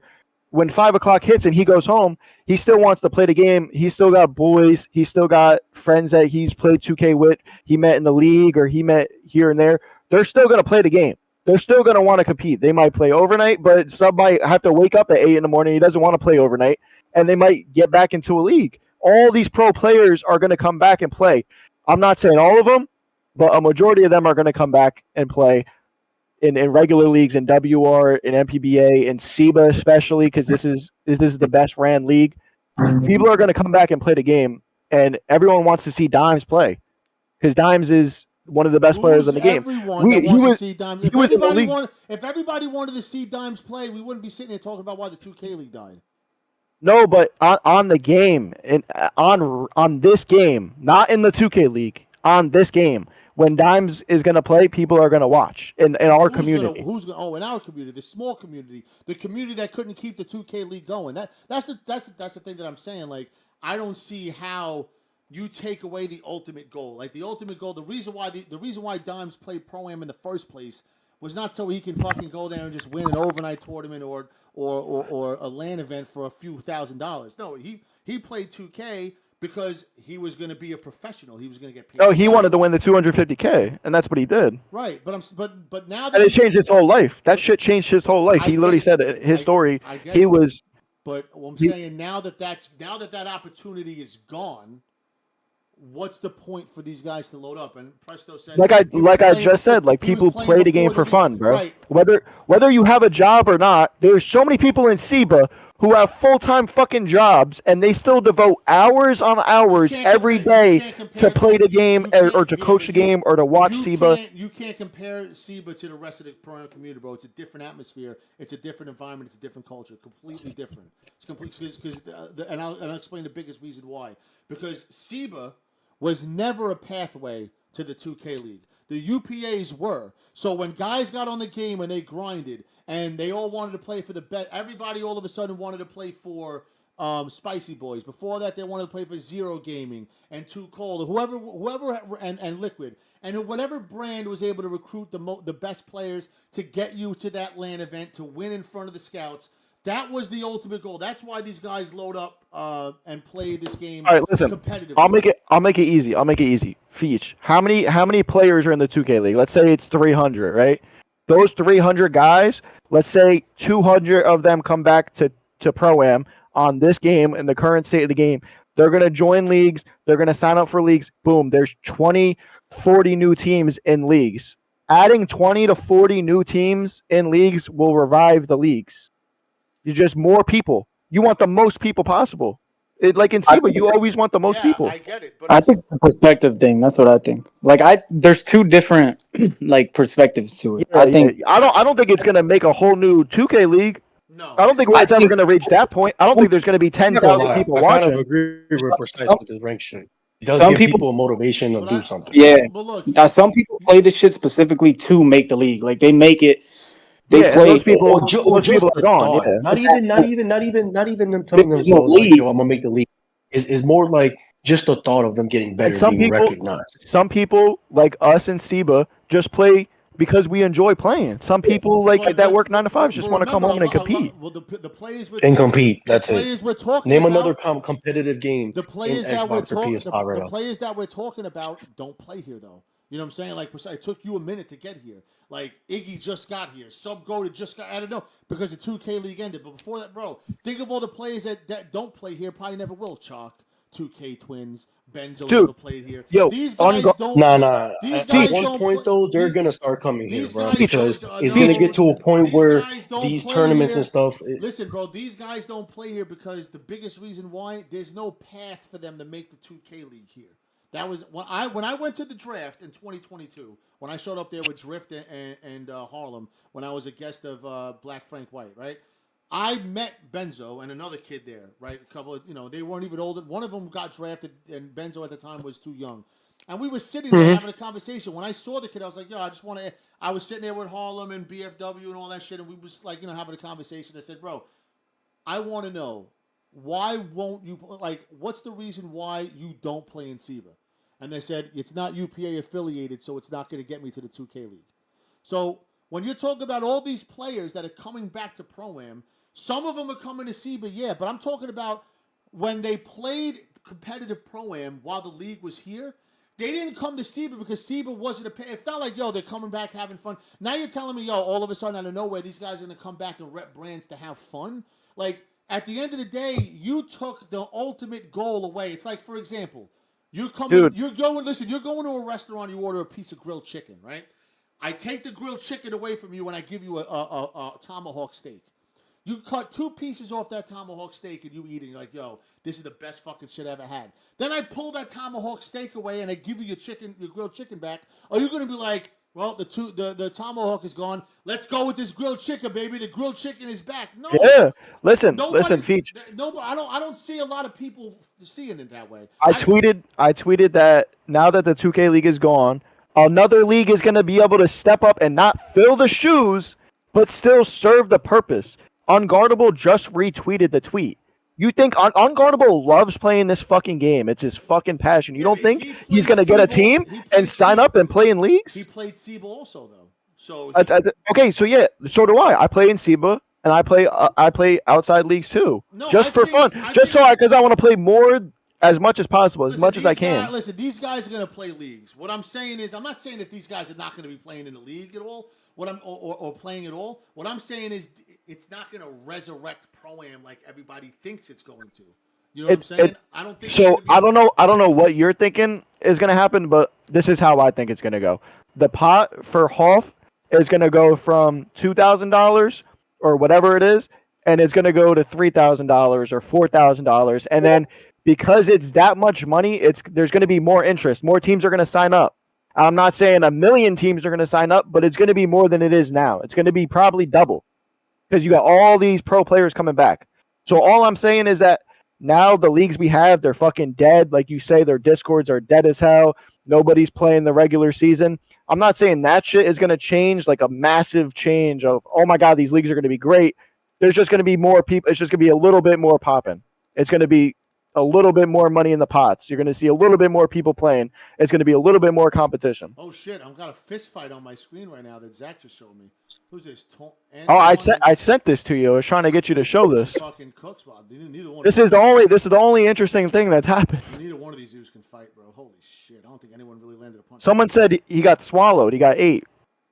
Bro, it was lasted for fucking 2 seconds. They just exchanged. And then someone said there's Dookie hanging out of his pants. Oh my God! Get this off my screen. Zach, shout out to Zach. He said don't open till after the stream. Too late, buddy. All right, I gotta head out, Feach. Camping. You gotta co-host and take my spot. All right, Precise. Appreciate you for joining us, bro. Yo, Feach, so I got a question. But first, I want you to answer some questions. How many raw prospects do we have in the league? How many raw prospects do we have in the league? Yep. How many raw prospects do we have in the league right now? Shit. I gotta go to the there's a bot that can keep track of that. But yep, give me a number. I have to go into the bot, bro. It's gonna take me a minute. That's fine. I'll wait because there's a final question that I want to ask you, and I wanted your opinion. I don't know. And I wanted Nico's opinion. Speaking, there's 1,000. Now what? It's not 1,000. Hypothetically speaking, let's pretend it's 1,000. So just to get to the point, because okay, so there's There's 1,000. Give me the ratio of how many people out of that 1,000 make it to a high school team in a season. Let's say 60 teams. Well, if there's 60 teams, if there's actually like 35 active teams with 8 players on it, I mean, I have the calculator. I can pull it up. So, like, 35 active teams. I'll do that. Times Yep. 8 is about 280. So there's a small amount. But we know that already. Okay, so it's about like what, one fourth or something? Yeah. So we can say 1/4 of it, right? Okay, cool. So 1/4 of whatever number of raw prospects make the high school team. What percentage or fraction make it to college? Out of that, another 30, maybe 35. 35. So you can say 1/5. Okay, so 1/5 out of that 250. That's about 10%. Okay. Oh shit. All right. So 1/10 make it to college. All right, we can say 2/10. 2/10 of that number then make it to college. How many do you think will be drafted into the pros out of that 1/10? Out of them 35 people, how many people, just hypothetically with the numbers being ratioed out, how many you feel out of that 35, what is a percentage or fraction that you think is going to get drafted to the pros and actually play? All right, so this past season we had 1, 2, 3, 4, 5, 6, 7, 8. Oh no, you're talking about two totally different things. You're talking about the total number of. You have to talk about the total number of players from college that make it to the draft. It's more than the amount of players that come up from high school. So 30, right. So out of the 35 that I'll tell you, join, right? 1, 2, 3, 4, 5, 6, 7, 8, 9, 10, 11, 12, 13, 14.